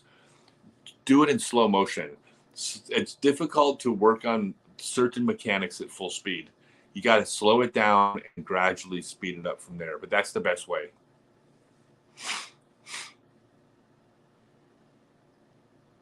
Are we getting ready to call it? So this is the guy from the starter hole? From the where? The guy that announces on hole one. Oh, that's you're from hole one? From Jay. What's up, man? Thank you. Oh, you're a friendly starter. Yeah, it was a good round, right? I birdied 1, I birdied 2, I birdied 4, then I double bogeyed and bogeyed. I gave him back. And then I went on to birdie 6 more. So I was pretty happy about that. Would I suggest tour players practice throwing the non-dominant hand? I'm having success after just 1 month. Honestly, I know that's going to be that'll be a trend that starts popping up because of things. I don't believe it's the best way. I think learning the sidearm's better. Like, I don't care how many years I threw a backhand left-handed. I do not believe it would ever be as good as my sidearm. And you could say, well, like, wow, if you're new, you throw left-handed, your opposite hand backhand for 5 years, you could get really good at it. Right. But if every single one of those throws, instead of throwing opposite hand, you threw sidearm, I think your sidearm is better than your opposite hand. I think it'll always be better than your opposite hand. That's just my opinion. Am I going to throw a 53,000-foot hole for my birthday? Okay, so basically, yes. So, no, because you're in the middle of the season. Oh, no. Oh, no. Sorry. Not for my birthday, but I am going to do it at the end of the season. I would like to do it here. If I can, I'm going to find a place to do it in Australia, which, by the way, in Australia, 53,000-foot hole in the outback is extreme golf because there's 7 spiders that can kill you. There's 9 snakes that can kill you. There's saltwater crocodiles that can kill you. And if I throw my disc in the ocean, the box jellyfish and the great whites can kill me as I try to retrieve my disc. So it's extreme golf, but I do want to. So I've thought about this. I want to celebrate the end of the season by throwing. I'm going to do a 55,000-foot hole. What's hard is it's hard to find a location because you got to find an 11-mile stretch that's public land, but it's public land that's not a highway. That's not easy to do. So finding locations has been the toughest part. But I am doing a 55,000-foot hole. Do you want to say that you did one in Death Valley? Oh yeah. Oh, so for what it's worth, I actually shot a 55,000-foot hole or 53,000-foot hole already. I did it in Death Valley, and we had the video footage. We're just trying to put it together because it was on. We had to switch cameras multiple times because they were overheating. Apparently, Death Valley gets hot. Who knew? But I threw a 53,000-foot hole in Death Valley, and yeah, that was fun. It was. It started. Well, basically, we played from one end of Death Valley, like halfway across Death Valley, and it ended at a. Well, we were at a place called. What's it called again?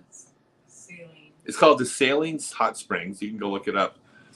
It's 5 hours from the nearest paved road. So when I say we were in the middle of nowhere. You get off the paved road, you drive for 5 hours to. There's hot springs in the middle of Death Valley.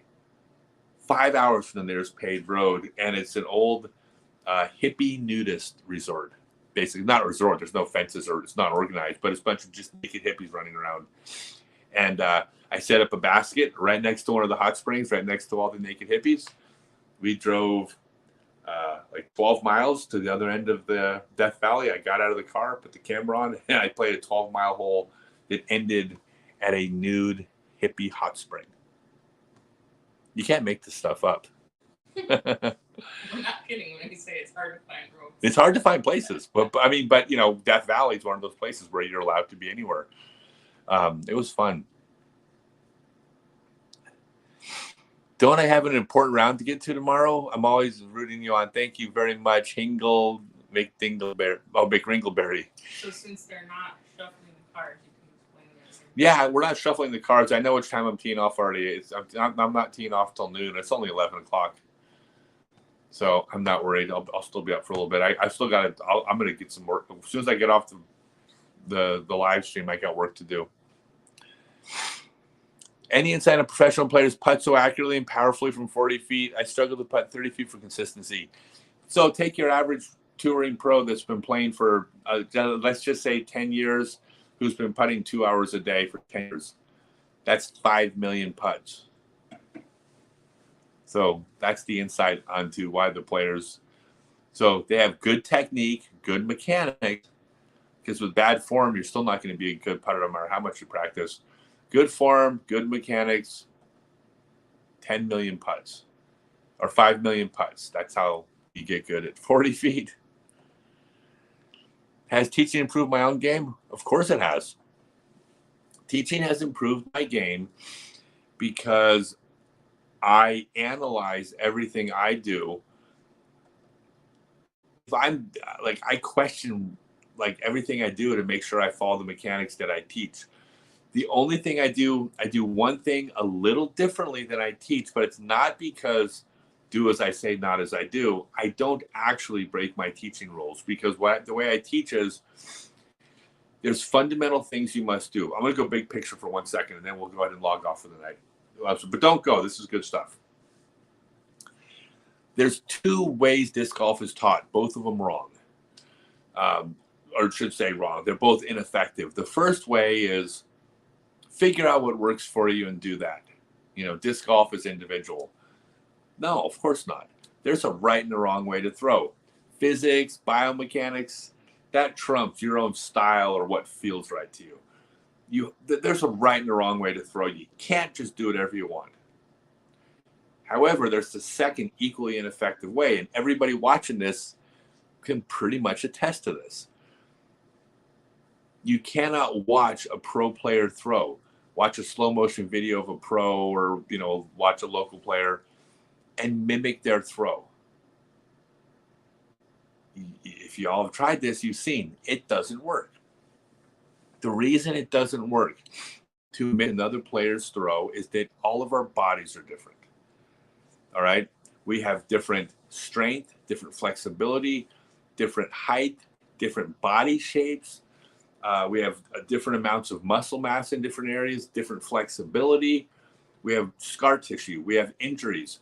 Even our joints don't line up at the exact same angles. We don't move the same way. I just named 9 things different between you and that pro you're trying to emulate.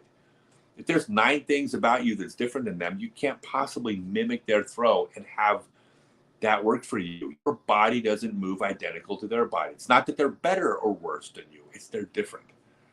So what you're left with is, and this is what I teach, is there's core fundamental things you must do. You can't do whatever you want. There's rules to follow. You must do thing A. You must do thing B. You must do thing C. You must do thing D. Those are rules. You have to do A, B, C, and D. However, once you're doing those 4 things, I can't tell you how your body moves from A to B and from B to C and from C to D. That part is going to be individual. Your body moves differently, but you must hit key points. You hear me keep saying the same thing over and over again tonight. You got to plant your foot first. That's a rule. Your wrist moves this way. It doesn't swivel. That's a rule. Your head goes with the body. It doesn't stay forward. That's a rule. So there's rules to follow, but then your body moves in between those. So the only thing I do that looks, when I throw, that looks a little different than I teach isn't me breaking my rules. I'm still following the way I teach. I'm still planting first, head with the body, wrist straight, weight above the hips, pull across where you're strongest, simplify your motions. I'm hitting all the rules, but my individual body moves a little differently than other players because I'm tall, because I've got long arms. My timing is going to be different. So I do, when I throw for power, I do a hop, step, and swing the disc down. I'm not breaking my rules. That's simply, both of those things are just stalling long enough to give my long arm a chance to reach all the way back and pull the disc. If I pull the disc like another player does, it wouldn't work for my body. So all of this goes back to the point where I do not break my rules. And when I don't break rules, I excel at the game. But I still allow my body to move. So it doesn't always look like I'm following my rules. But if you ask me to break it down, I can explain to you why I am. Sorry, it's a really long answer to the question. But yeah, for sure. Like, I don't do anything I don't teach. Last question. Huge fan here. I like you already. Was the rounds years ago like quiet, or was there banter and controversy between players? Peace and love from Finland. I can't wait to go to Finland next year. Honestly, it's similar. I mean, it's basically a similar thing. You have some groups that are being quiet, some groups that are light. It's really just kind of the mood of the group. It depends. It depends on the individuals. There was probably a little more controversy back then. I think players now are a little bit like out on the tour, anyways. Like, I never see any arguments like on the course now. I'm not saying that they don't pop up here and there. It might look like there's more because if there's cameras around and you see something, you know, like, oh my God, look what happens on the tour. Well, those things happened a lot more back when. I think the standard of professionalism has increased over time. I think players are better behaved at the professional level on the course. And forgive me for saying this to my older crowd, I think that the older players that don't think that's true, well, some of them aren't even actually out on the tour, right? Where they're actually seeing the touring. I'm talking about the actual touring players. But I think a lot of this, there's a lot of the, well, it was back in my day, it was better. Back in my day, kids had more respect. Back in my day, people followed the rules. Back in my day, they like. I think a lot of that's maybe we remember things from when we were younger with a little bit of nostalgia. But I mean, when I played in the 90s, and even when I've played some modern tournaments with some of these older players, I've seen things happen that I've never seen on the tour, and players act in ways where they do things. And then I get messages from other players from back then that hear about it, and they're like, "Are they still doing that? Are they still acting like that?" I'm like, "Yeah, it hasn't changed." So I think the players are more professional. Now, I will say this: I don't think what's going on up here. I don't think the players are any less frustrated, or less angry, or less tense. I just think that there's an expectation as to how you carry yourself. That level has improved. But as far as players just getting along, having fun, and being friends, all friends.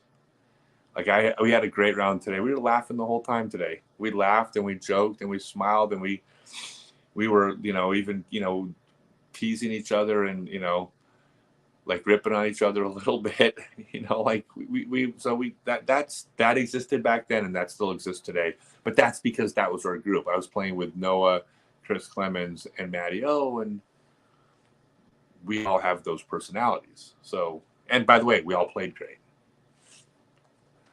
All right. Before y'all go, no, don't go, everybody. Let me try to sell you one more thing. If you go to Scottsdalenet, Tour Series Wizards, signed. I got these signed. Tour Series Bergs, signed.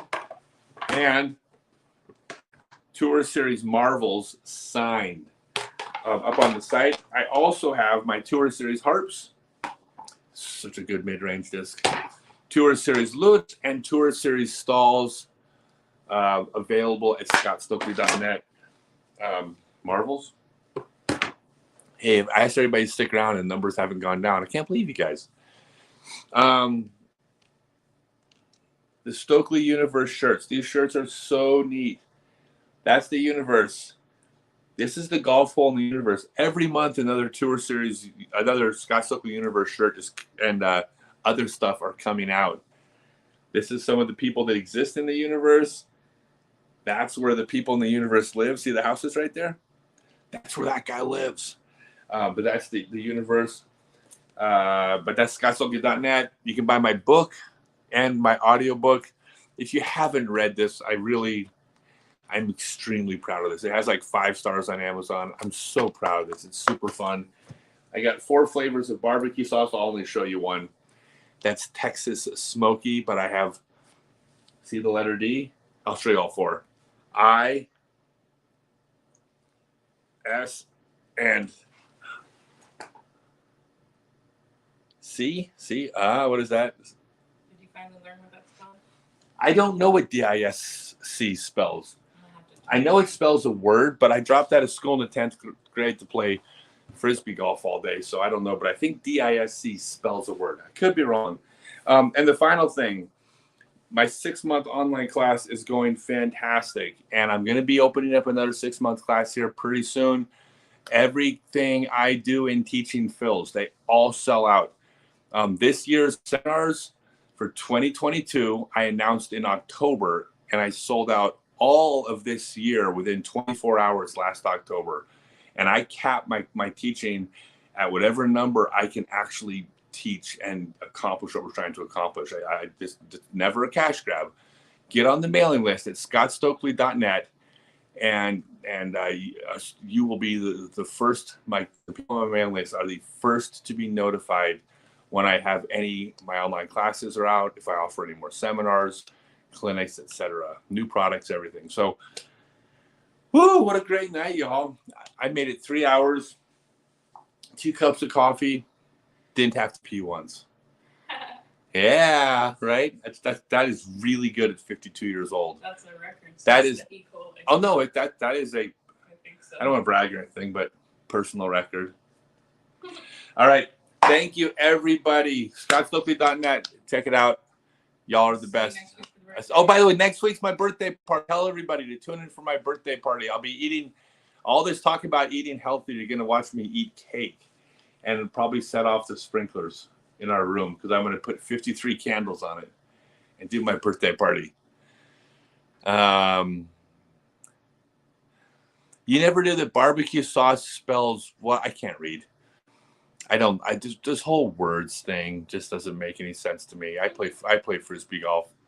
All right. Thanks, everyone.